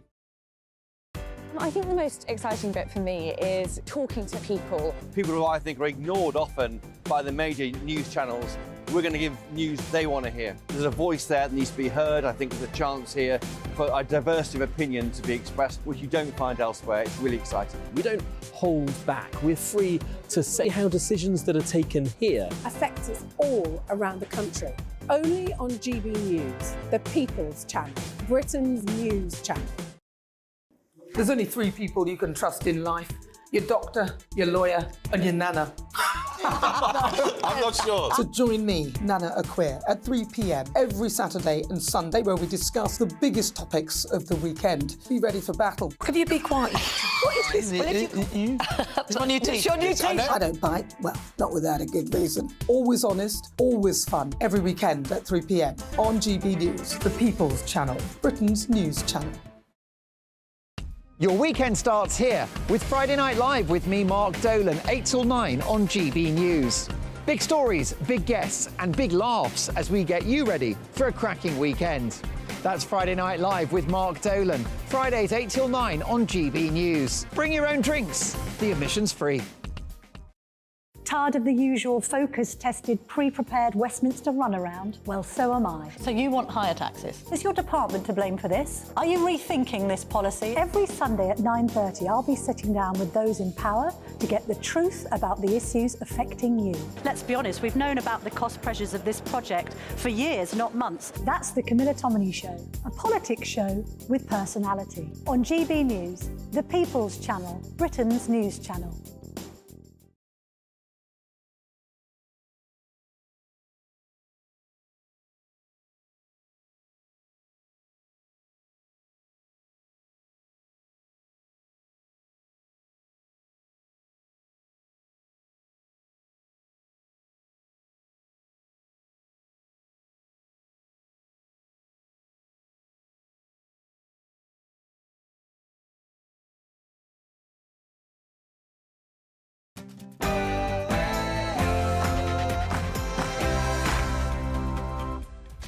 It's 11 a.m. on Monday, the 20th of November. This is Britain's Newsroom on GB News with Andrew Pearce and Bev Turner.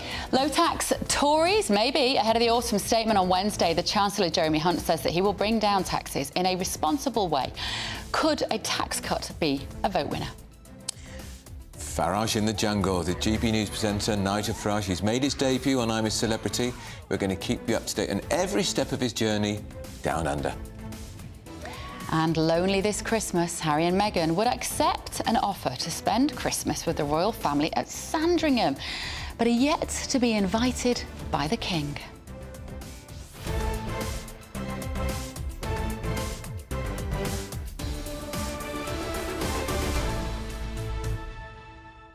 Why would they get an invitation? They've spent 3 years running down the entire institution of the royal family, the King, his wife, his brother, his sister-in-law, all for vast millions, and now they think they want to spend Christmas at Sandringham. Nobody will want them. And more importantly, why are they telling us that? Exactly. Why are they leaking this private family communication? Can't stop themselves. Oh, no. You'd have to say, if you're going to come for Christmas lunch, you leave your phones at the door because we don't trust you not to. Don't trust them. Record us, film us, take notes for your next Netflix. Anyway, let us know your thoughts this morning, gbviews at gbnews.com. And anyone called Keith or Linda, you're very welcome to come on our show. First, though, here is the news with Sophia Wensler.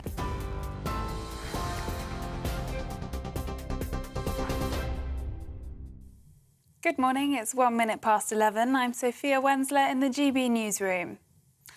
The Prime Minister says he believes cutting taxes should be done carefully and sustainably.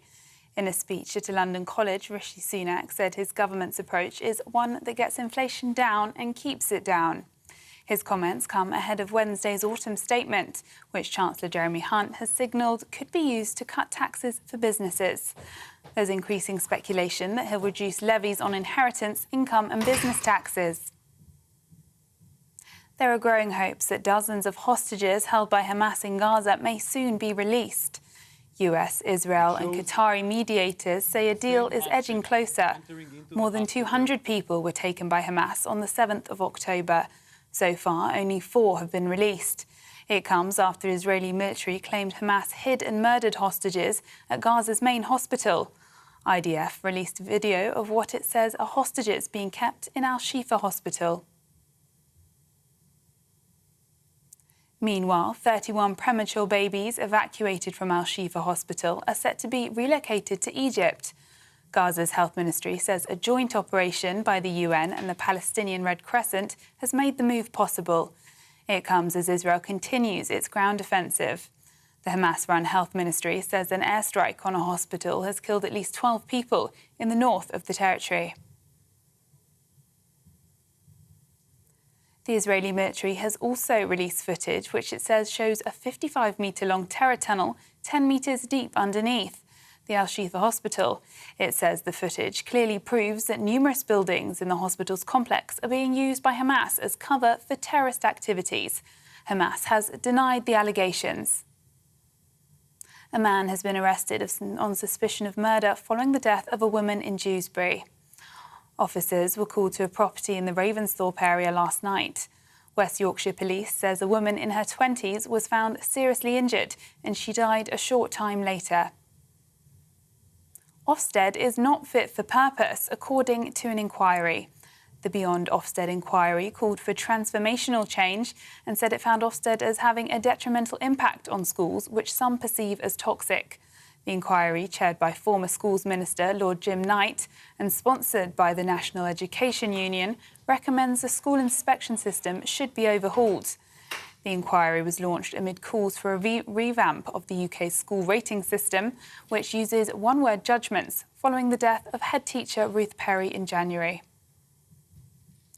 A pool player who bought a table after winning the lottery has won a bronze medal at the European Championships. Neil Jones had just £13 in his pocket when he and his partner won $2.4 million just before Christmas in 2010. One of his first purchases was a pool table, with the 59-year-old honing his skills and going on to represent England. Mr. Jones spoke of the honour of representing his country and winning bronze at the European Black Ball Championships in Malta. This is GB News across the UK, on TV, in your car, on your digital radio and on your smart speaker by saying play GB News. Now it's back to Andrew and Bev.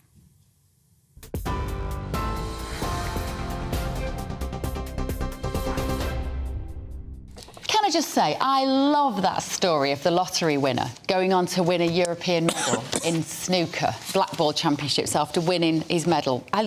Winning his lottery and then winning the medal. Brilliant story. As you come on and talk to us about it. Now, a lot of you getting in touch about lots of things. That's right. On I'm a Celebrity, Keith has said, this has to be a joke. It can't be that everyone messaging us is called Keith and Linda. I mean, it might well be. Please don't start showing what happened on I'm a Celebrity. We watch a day behind so we can avoid the 27 hours of adverts per episode. You might just have to just mute the sound for a bit, Keith, while we talk about it. We'll be talking about it again tomorrow, I'm sure. What does Linda say? I was fuming about Ant and Dec having a dig at GB News, but they did it in a nice way, Linda. They did. Nigel will have my votes to keep her in the jungle, and mine too. Yeah, and also about the Just Stop Oil protest, which is happening in London today, and it's due to run for a couple of weeks or so. Linda says these idiots that glue themselves all over the place, they should be heavily fined for public disorder. Also, check out who are these idiots. Check them out. Our patience is all running a little thin, and also, isn't it, this is going to be a test, of course, of the police's new powers to move these people on. They have got better at it. Yeah. But we know how they deal with it in France. They literally pick them up physically off the street and virtually throw them off the streets. And I'm not against that. No, I'm not particularly. They are appalling.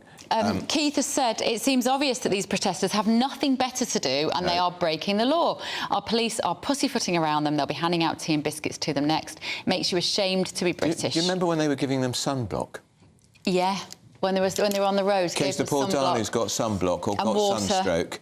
Yeah, water. Who paid for the water?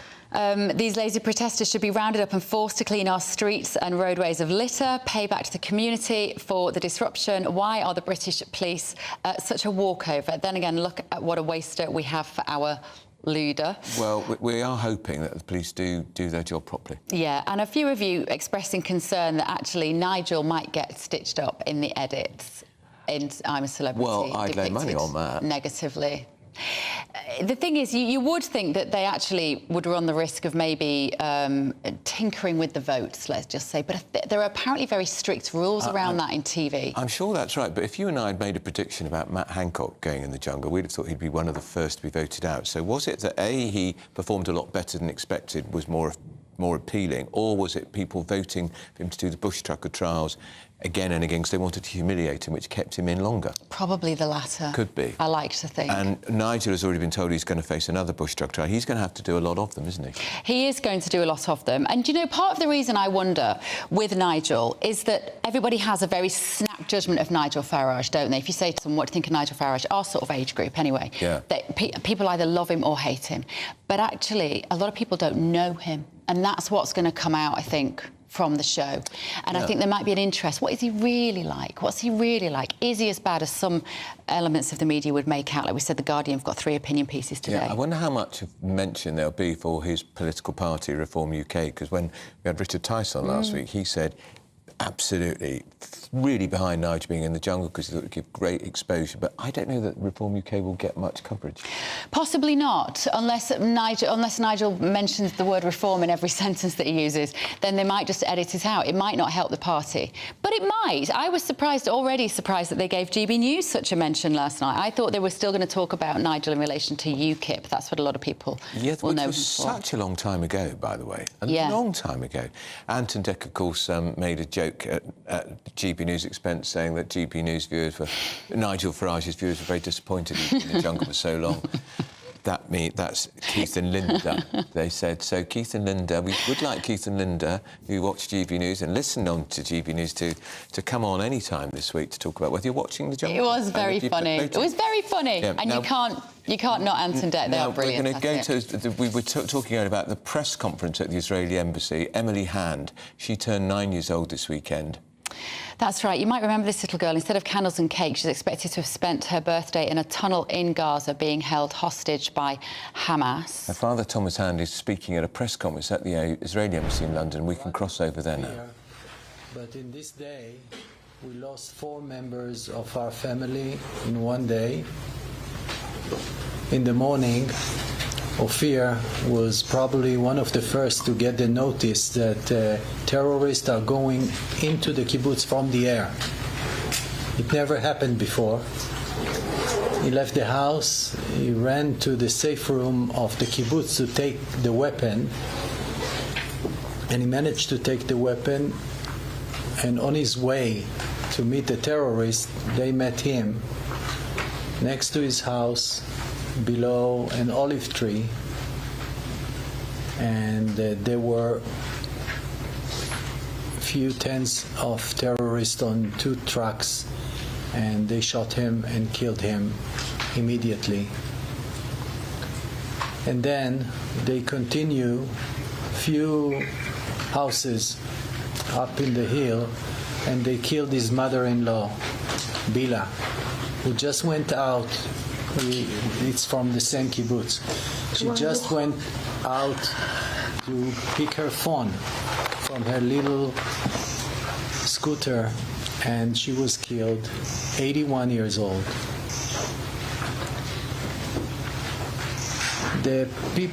My brother was the mayor, the head of the municipality of Sha'ar HaNegev. So this isn't actually Thomas Hand speaking. This is somebody else speaking at the Israeli embassy. There are 4 other people, if you're listening on the radio, alongside him. Thomas Hand, of course, was the one who actually said of his daughter. He's the gentleman in the glasses in the middle. He was relieved that she was dead, because he couldn't bear to think of the terror she'd be suffering in a tunnel with Hamas. Well, of course, he's discovered at the weekend she is alive, and she would have been in that tunnel for at least a month now, and that's where she celebrated, absolutely the wrong word, forgive me. Her 9th birthday happened, and who God only knows what state she's in. And Thomas Hand, it was such a powerful statement. If you remember, it was just after the attack on October the 7th, he said he was relieved that his 8-year-old daughter would have died instantly. He wasn't there. She was at a sleepover at a friend's house in one of the kibbutz in Israel. And it was such a shocking statement to hear from a parent, but you could also empathise to some degree that you thought that your child would have been spared any sort of torture. Subsequently, as the weeks have gone on, he's discovered that there was no DNA found of his daughter, and there was an eyewitness account of her being taken by the hostages. So the presumption being that she is still alive and hopefully well in the tunnels in Gaza. He said he's had to do a mental shift to accept that and hope that she's alive, and he says now he has hope in his heart. So what we're seeing here is the Israeli embassy in London. This is family members of the kidnapped trying to keep these images, these names and these families' identities alive in the mind of the public. So we're going to go back to the press conference now. And his fiancée, Erin. And Netta is the son of Vered's brother, Ori. Vered is the wife of my brother, Ophir. So it's the nephew of Vered. And they threw a few grenades. They opened the safe room and threw 4 grenades inside the room. He jumped on them and managed to save his fiancée, who then was hiding below the bed behind his body for 4.5 hours. They continue to shoot everyone in this area, and then they came to Nitzan's house. Nitzan is the second son of Ophir, the mayor who died, and they started to shoot everything over there, and he was told to hold the door of the safe room so they will not throw grenades into the room. He did it, and he managed to survive for a few hours, but at 11:30 they shot the door so many times the bullets went in, because it's not bulletproof, and wounded him. And he was guided by his cousin on how to, rescue his life and stop the bleeding. But from 2:30 We haven't heard back from him. And at 4, only at 4, the army arrived to tell us that there were 4 terrorists in the room, in the living room, but there was nobody in the bedroom. So we had a feeling that he might be alive, and from that point for the next 12 days, we were searching for Nitzan. At the last few days, even hoping that, maybe they took him, maybe he's kidnapped. The municipality people called Vered, his wife of Ophir, and told her that he's not moving from the same position near the house, and they asked her to go and look what is happening, and they were shooting all over. Her son, Aviv, was 22 years old, went out, and he found his father dead below the olive tree that represent who he is. This man, Ophir, was fully invested in relationship with other people from all around the world. He was traveling and building communities of friends. And in his funeral, each and every person that arrived was talking about how, loving person he was, a friend to the President of Israel, a friend to all the big guys around the world, and a friend to the Palestinians. I will close my notes by saying the following. Our lives kind of stopped in October 7th. We are all at freeze. We are all with one goal, to bring them back home now. This is what unites everyone in Israel right now. And we had a year of self-fighting in Israel that I believe, showed other people the weakness of not being united. But right now we are united with one top goal, is to bring them back home. The second goal is, of course... So that was family members of hostages being held by Hamas in dark tunnels in Gaza. The press conferences continue. We will return, but we're going to go now live to our GB News political editor, Chris Hope, who's got some big news about Rishi Sunak. Chris, awesome statement on Wednesday. Have you got a scoop?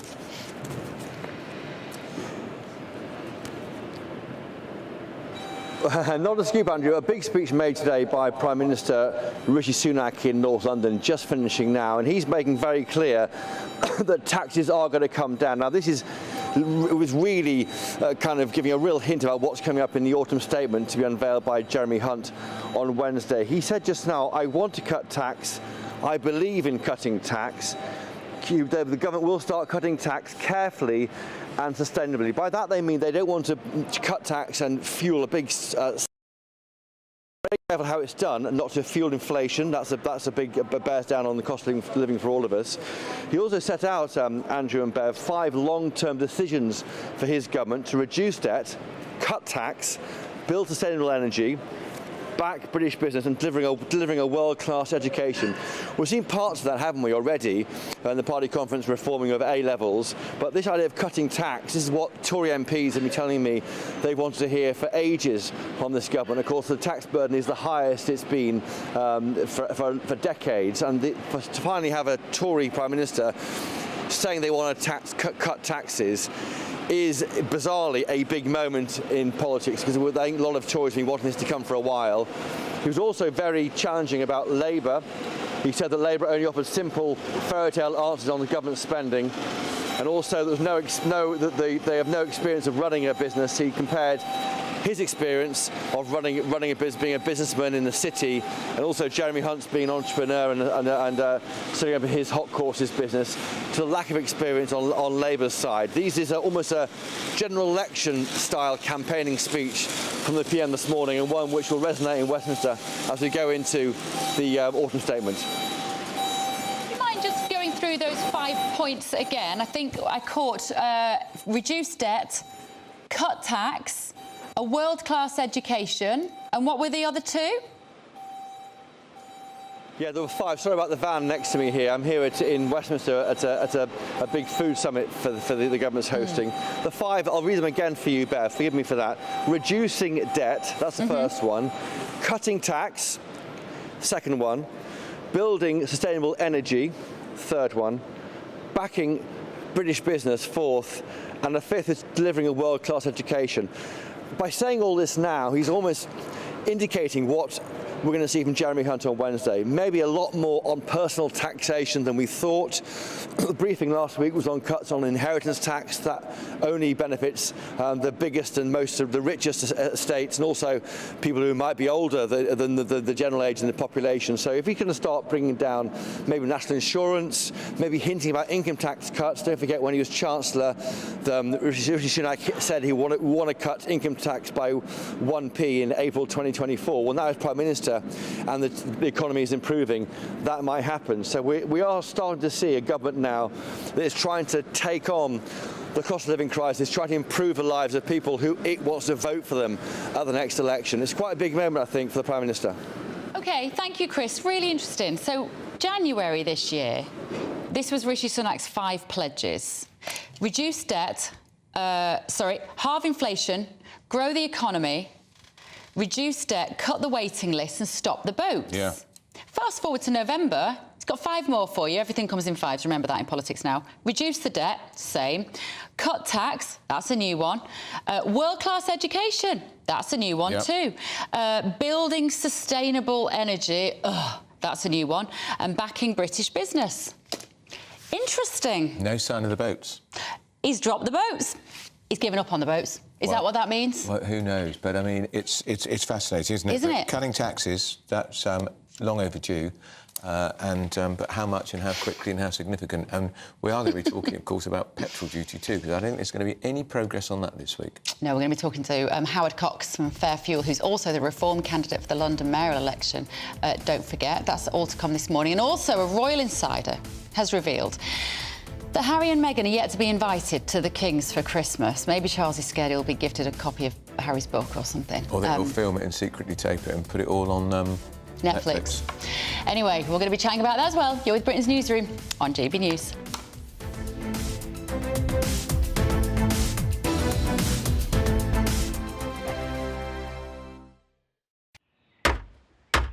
Who is it? We're here for the show. Welcome to the Dinosaur Hour with me, John Cleese. I was married to a therapist. And you survived? I thought we were getting Hugh Laurie. Second best. You interviewed Saddam Hussein. What's that like? I was terrified. I'm playing strip poker with these 3. Oh! No, thank you. My CDs need to be put in alphabetical order. Are you going to be problematic again? The Dinosaur Hour. Sundays at 9 on GB News. Good afternoon, Britain. Good afternoon, Britain. Join us, Tom and Emily, To find out what's happening in the heart of Westminster. and why it matters to you. Weekdays from midday, we bring you the most compelling stories from across the United Kingdom. And from your doorstep to our inbox. That's right, we want to hear from you. GB News, Britain's news channel. I think the most exciting bit for me is talking to people. People who I think are ignored often by the major news channels. We're going to give news they want to hear. There's a voice there that needs to be heard. I think there's a chance here for a diversity of opinion to be expressed, which you don't find elsewhere. It's really exciting. We don't hold back. We're free to say how decisions that are taken here affect us all around the country. Only on GB News, the People's Channel, Britain's news channel. I'm Michelle Dewberry, and I'm not here to tell you what to think. I'd much rather hear what you have to say. So send in your opinions to gbviews@gbnews.com. Keep them clean, and you never know, I might read them out. With my panel here on Jubes & Co, we debate, we get stuck into the issues of the day on a show where all views are welcome, especially yours. GB News, the People's Channel, Britain's news channel. In the GB Newsroom, we bring you the news as it happens. With our team of dedicated journalists across the UK, we're ready to give you accurate reporting every day. When the news breaks, we'll be there with bulletins on GB News, the People's Channel, Britain's news channel. Your weekend starts here with Friday Night Live with me, Mark Dolan, 8 till 9 on GB News. Big stories, big guests and big laughs as we get you ready for a cracking weekend. That's Friday Night Live with Mark Dolan. Fridays 8 till 9 on GB News. Bring your own drinks. The admission's free. GB News, unlike other broadcasters, isn't obsessed with the London-Westminster bubble. We think there's a nation beyond the M25, and that's why we talk about the issues that matter across the land. Join me on State of the Nation, 8 to 9 o'clock, Monday to Thursday, on GB News. Daisy's listening, and you should too. Tired of the usual focus-tested, pre-prepared Westminster runaround? Well, so am I. So you want higher taxes? Is your department to blame for this? Are you rethinking this policy? Every Sunday at 9:30, I'll be sitting down with those in power to get the truth about the issues affecting you. Let's be honest, we've known about the cost pressures of this project for years, not months. That's the Camilla Tominey Show, a politics show with personality. On GB News, the People's Channel, Britain's news channel.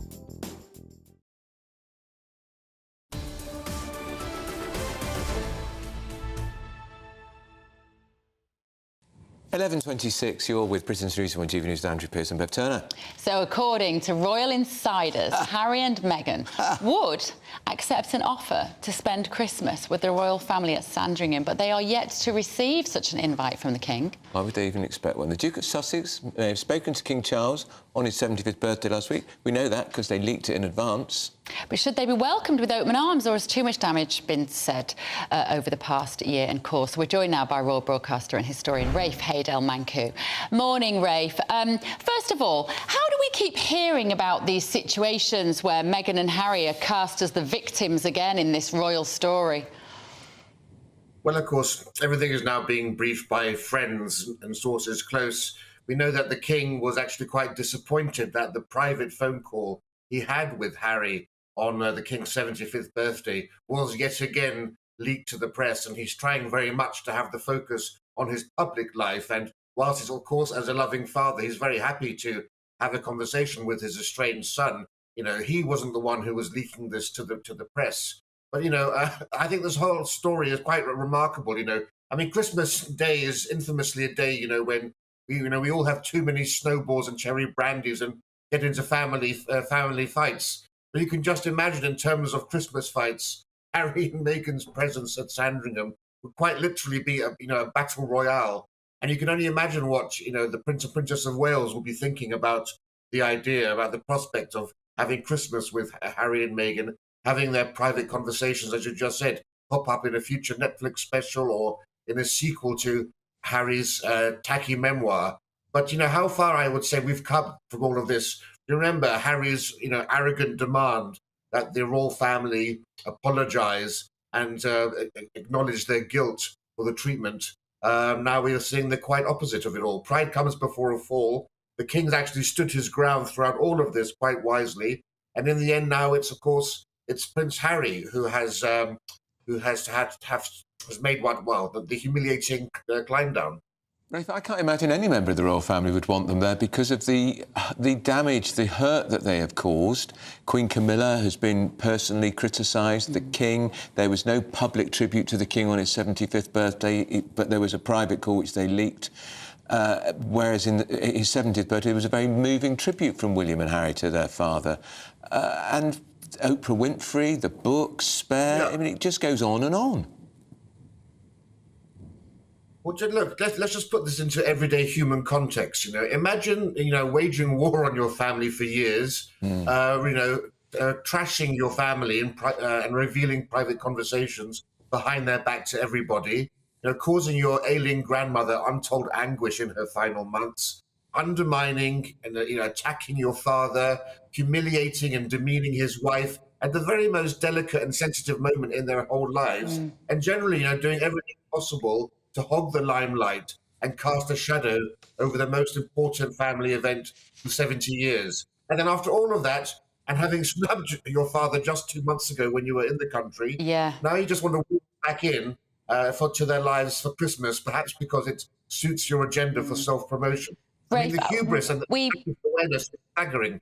Yeah, I hate to cut you off in the middle of this, but we're going to another story about family now that we need to take live, which really puts into perspective the issues that Harry and Meghan have to deal with. This is Thomas Hands, the father of Emily Hands. She's the little Israeli girl who was kidnapped by Hamas, talking at the Israeli embassy in London. Here he is. They were going to burn.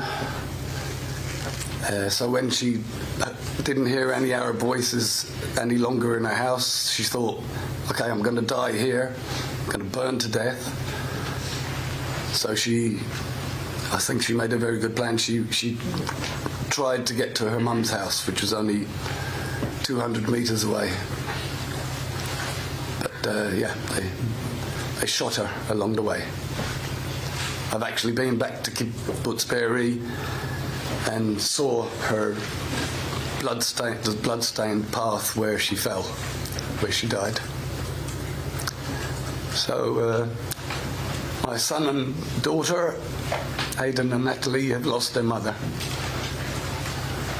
That's one thing.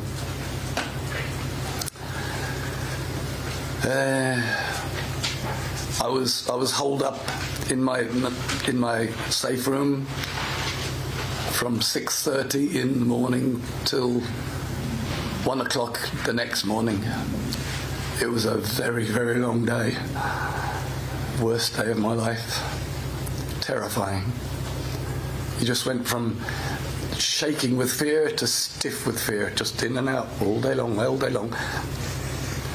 just praying for someone to come and rescue us.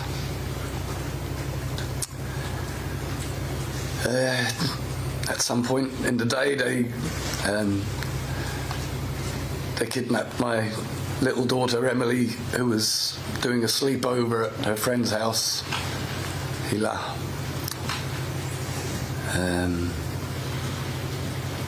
Yeah, they took her away. We have eyewitnesses of Raya, the mother of the friend, and little Hila, Emily's friend, and Emily being led away by the terrorists to the tenders, the open back trucks, and off to Gaza. As you know, at first we had an unofficial report that she was dead.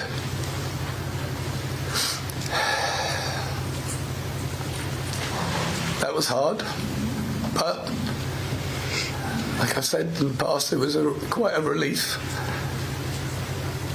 knowing the alternative.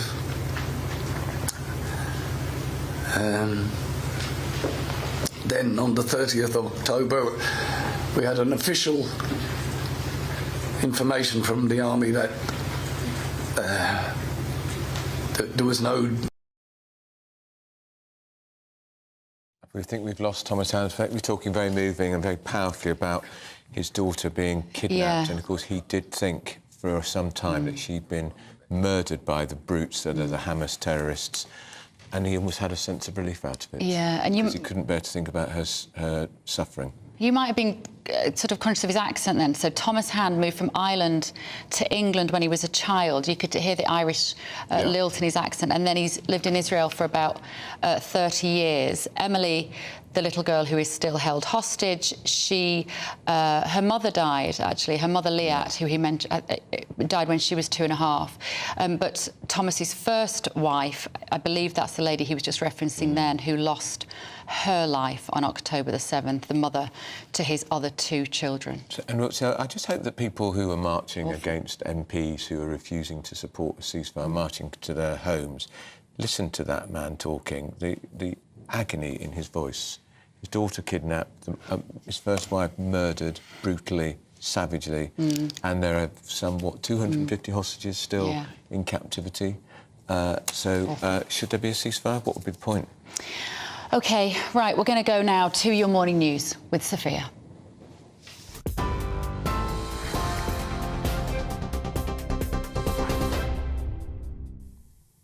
It's 11:34. I'm Sophia Wensler in the GB Newsroom. The Prime Minister says he believes cutting taxes should be done carefully and sustainably. In a speech at London College, Rishi Sunak said his government's approach is one that gets inflation down and keeps it down. His comments come ahead of Wednesday's autumn statement, which Chancellor Jeremy Hunt has signalled could be used to cut taxes for businesses. This year, I committed to halve inflation. Back then, inflation was around 11%. And now the Office for National Statistics has confirmed that in October it fell to 4.6%. Now, I'm not saying the job is done, but it does mean that we have met our commitment to halve inflation.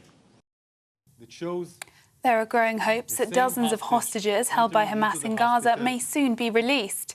US, Israel and Qatari mediators say a deal is edging closer. More than 200 people were taken by the terrorist group on the 7th of October. So far, only 4 have been released. It comes after the Israeli military claimed Hamas hid and murdered hostages at Gaza's main hospital. A man has been arrested on suspicion of murder following the death of a woman in Dewsbury. Officers were called to a property in the Ravensthorpe area last night. West Yorkshire police say a woman in her 20s was found seriously injured and she died a short time later. The Beyond Ofsted inquiry has called for transformational change to the school inspection system after deeming it not fit for purpose. It says Ofsted has a detrimental impact on schools, which some perceive as toxic. The inquiry, chaired by former Schools Minister Lord Jim Knight and sponsored by the National Education Union, is recommending an overhaul of the system. And you can get more on all those stories by visiting our website at gbnews.com.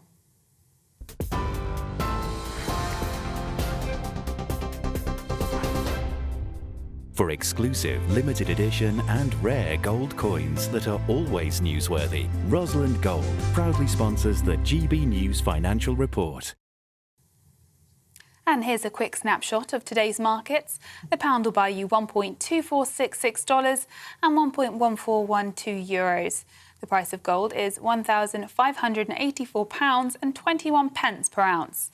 And the FTSE 100's at 7,496 points. Rosalind Gold proudly sponsors the GB News Financial Report. Still to come, the Mayor of London misled the public over ULEZ and its effects on air quality. We're going to be debating that next.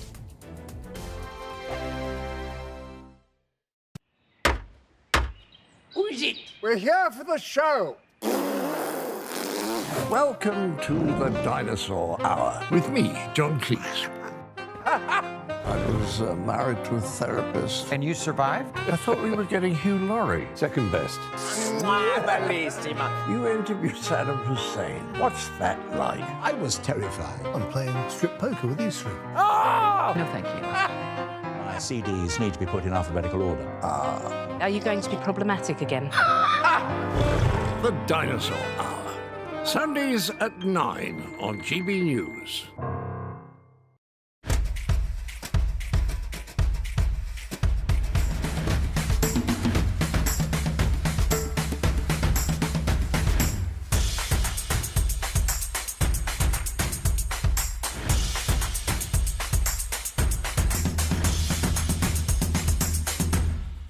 Wake up to the headlines with Headliners every morning at 5 a.m. We treat you to the day's biggest stories before anyone else, 7 days a week. You can catch up on everything you need to know before you've even had your kippers. Headliners every morning at 5 a.m. only on GB News, the People's Channel, Britain's news channel. GB News, unlike other broadcasters, isn't obsessed with the London-Westminster bubble. We think there's a nation beyond the M25, and that's why we talk about the issues that matter across the land. Join me on State of the Nation, 8 to 9 o'clock, Monday to Thursday, on GB News. Daisy's listening, and you should too. I think the most exciting bit for me is talking to people. People who I think are ignored often by the major news channels.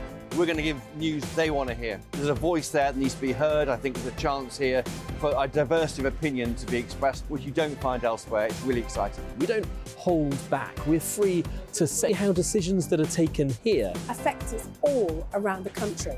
Only on GB News, the People's Channel, Britain's news channel. There's only 3 people you can trust in life. Your doctor, your lawyer, and your nana. I'm not sure. So join me, Nana Aquare, at 3 p.m. every Saturday and Sunday, where we discuss the biggest topics of the weekend. Be ready for battle. Could you be quiet? What is this? It's my new teeth. It's your new teeth. I don't bite. Well, not without a good reason. Always honest, always fun. Every weekend at 3 p.m. on GB News, the People's Channel, Britain's news channel. Your weekend starts here with Friday Night Live with me, Mark Dolan, 8 till 9 on GB News. Big stories, big guests and big laughs as we get you ready for a cracking weekend. That's Friday Night Live with Mark Dolan. Fridays 8 till 9 on GB News. Bring your own drinks. The admission's free. Tired of the usual focus-tested, pre-prepared Westminster runaround? Well, so am I. So you want higher taxes? Is your department to blame for this? Are you rethinking this policy? Every Sunday at 9:30, I'll be sitting down with those in power to get the truth about the issues affecting you. Let's be honest, we've known about the cost pressures of this project for years, not months. That's the Camilla Tominey Show, a politics show with personality. On GB News, the People's Channel, Britain's news channel.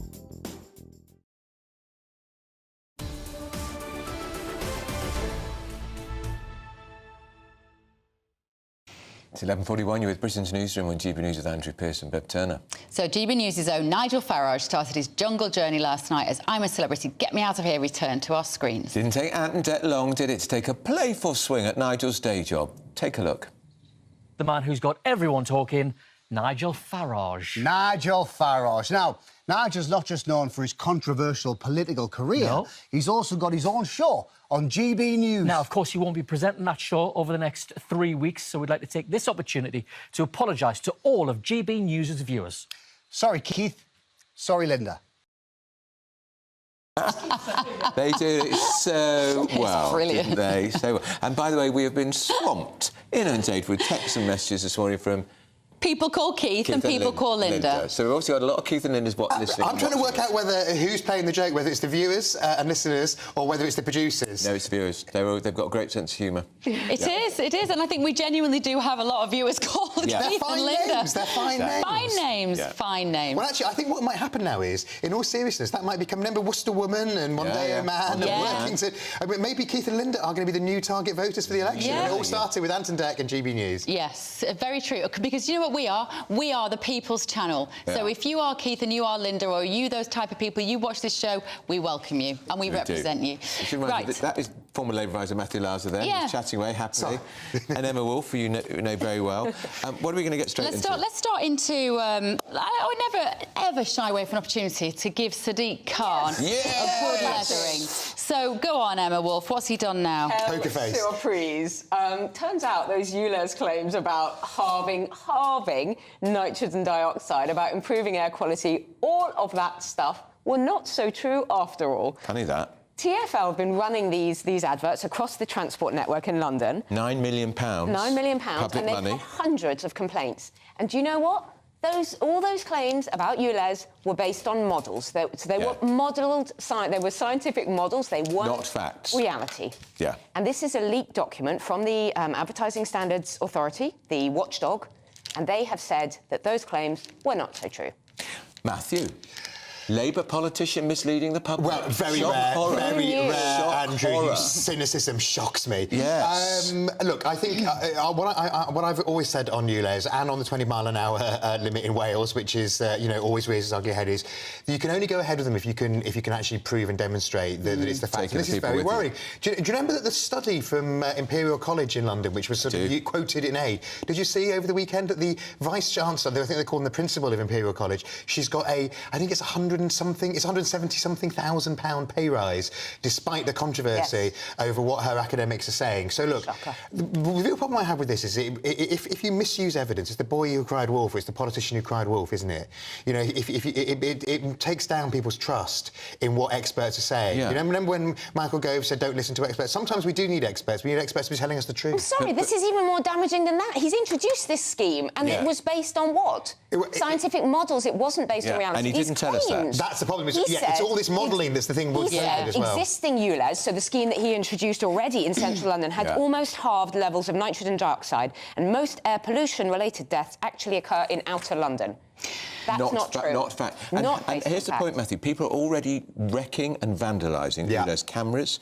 They're refusing to pay. Now, when they read this, even more people will refuse to pay the fine because they say it's not doing what it says on the box. Absolutely, and the key thing as well, it's not just not paying the ULEZ fine, it's not voting for Sadiq, and he's got his election in May, and crucially, this is on first past the post. And previously, it's not reducing deaths. It's been on a thing. So for Sadiq's own perspective, it's a political own goal, and obviously the fact it's not reducing deaths is much more important. It's hated, this scheme. Yeah, it's absolutely loads. And of course, if we're thinking, as we were mentioning earlier, that the general election may be pushed back to later in the year or even into the beginning of 25, then the thing the Tories would love more than anything else is to take out Sadiq in his backyard in May, and this just adds to those woes. Well, a TfL spokesman has said the science is absolutely clear about the significant harm of air pollution on people's health, and that estimated premature deaths from air pollution are higher in outer London than in inner London. We are confident that the advertisement is accurate.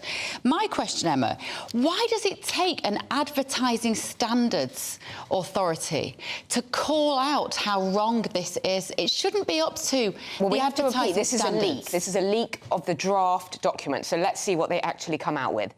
Why does it take that? This is hundreds of members of the public contacting the ASA. What exactly?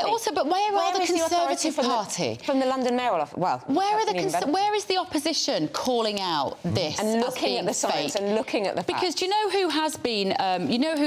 Actually making these claims and challenging this advertising campaign has been the Reform Party. It's been Howard Cox. It's been Fair Fuel. It's been Alan Miller in the Together Declaration. It's been all those guys who are doing grassroots political and going out there and campaigning against it. We're not being represented. Look, this is a big challenge for Labour. Now, who'd have thought that London, which is meant to be Labour's absolute rock solid, was going to be its biggest problem? But your hero, Keir Starmer, only discovered an antipathy to this tax, because that's what it is, ULEZ.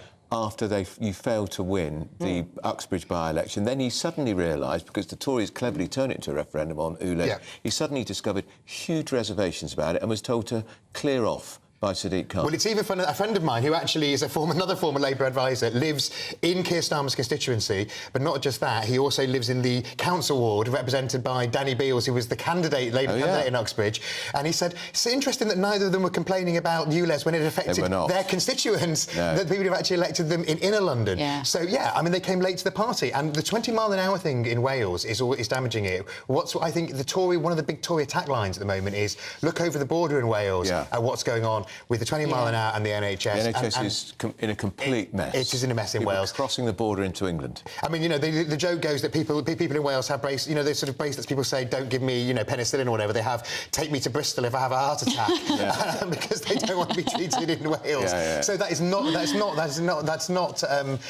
a real risk that the Tories use that, because they actually, Cameron used to use that quite a lot. Used to say, look at the disaster in Wales in the 2015 election. It is a blueprint for what will happen in the rest of the country. Well, Labour is committed in not to bringing in the blanket 20-mile-an-hour speed limit in residential areas in England. Hasn't Sadiq Khan brought it in? It's not in London, but it's not across England.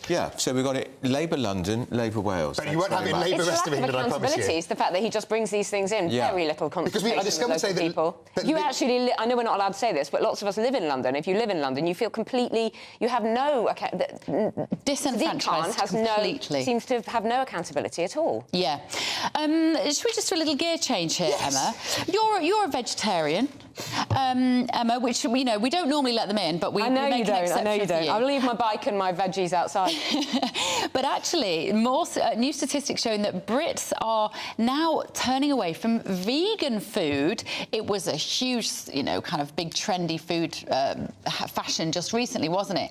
But now, gone. Yeah, well, sales of these vegan, of the meat alternatives are down. So they're down quite a lot, and they're laying off lots of staff and all of that.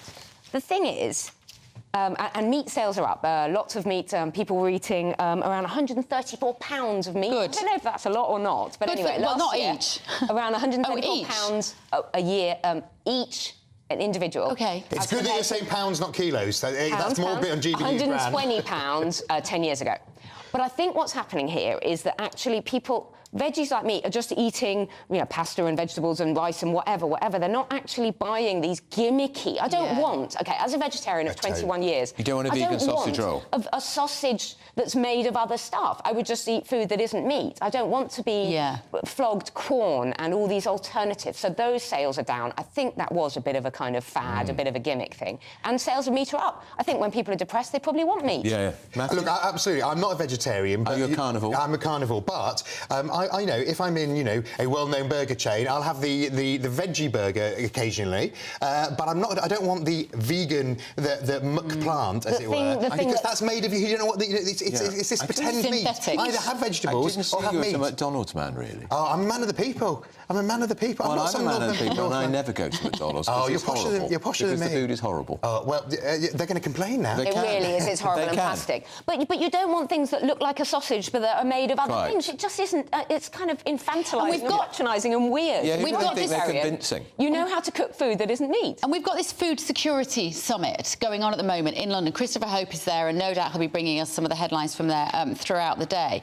Because the farmers, Matthew, the situation for farmers in the UK is bleak at the moment. I'm pleased people are eating more meat again. I'm going to do a British segue here into another story that we were talking about, which is, absolutely, but it's so hard for dairy farmers with whether supermarkets are paying a fair price for the milk. A dairy farmer in the East Riding of Yorkshire, a couple, have been in such despair, they've given up milking the cows, and instead they've turned them into, get this, cuddle cows, where you can pay £40 for an hour-long cuddle session.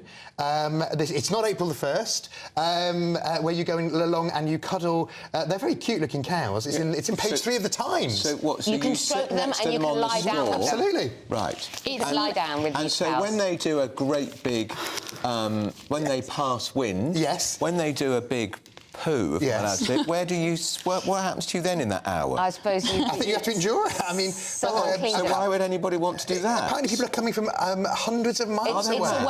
Andrew, it's a wellness thing. It's all about wellness. I think it's the end of humanity as we know it, to be honest. It's grotesque. What a shame, isn't it? It's a bit sad. Shouldn't we all be hugging people? Exactly. We should be hugging people. You know, and showing love to people around us. And I won't charge you £40 for an hour. And you don't have to lie in the straw or travel up to, where was it?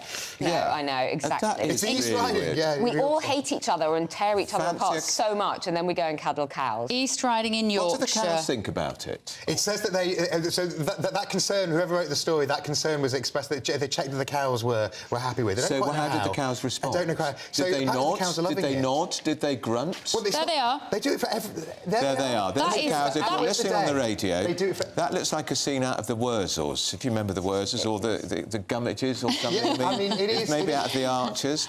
This is what the state of British farming has become. This is the state of our country. It reminds me of laughter workshops and things like that. I just think... It's my worst I'll tell you who'd nightmare. Love it. Meghan. Meghan would love it. Why are we dragging her into this? Even I can't. I'm struggling on that. No, because wellness and, new aginess. No, I don't see her lying in the straw. That wouldn't look very glamorous. You can't do that in a one-piece gown.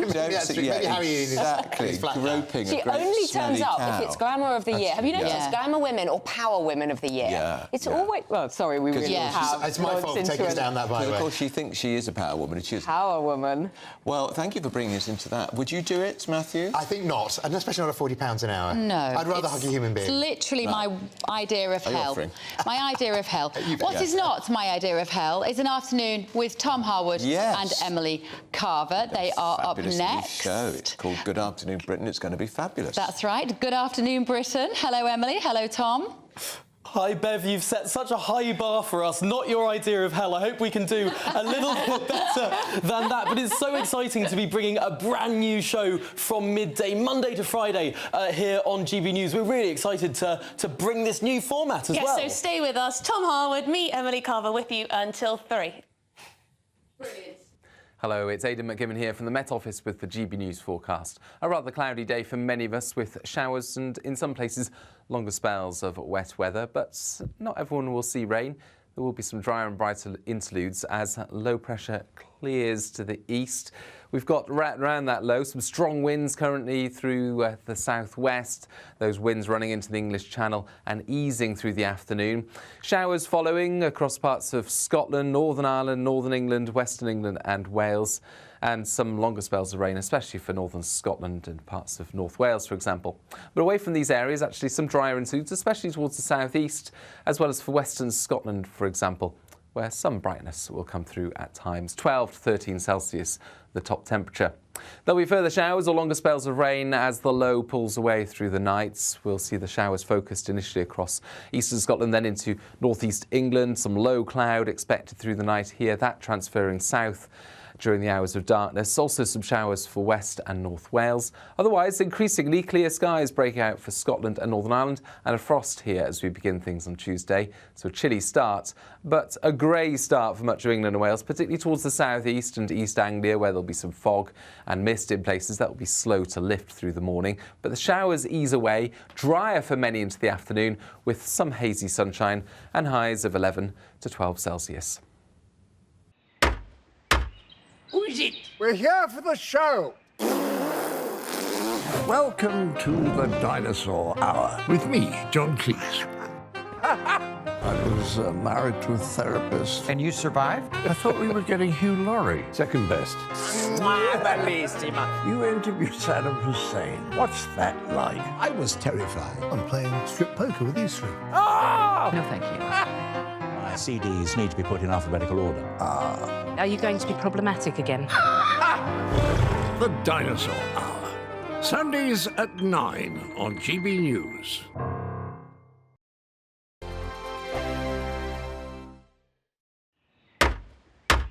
Who is it? We're here for the show. Welcome to the Dinosaur Hour with me, John Cleese. I was married to a therapist. And you survived? I thought we were getting Hugh Laurie. Second best.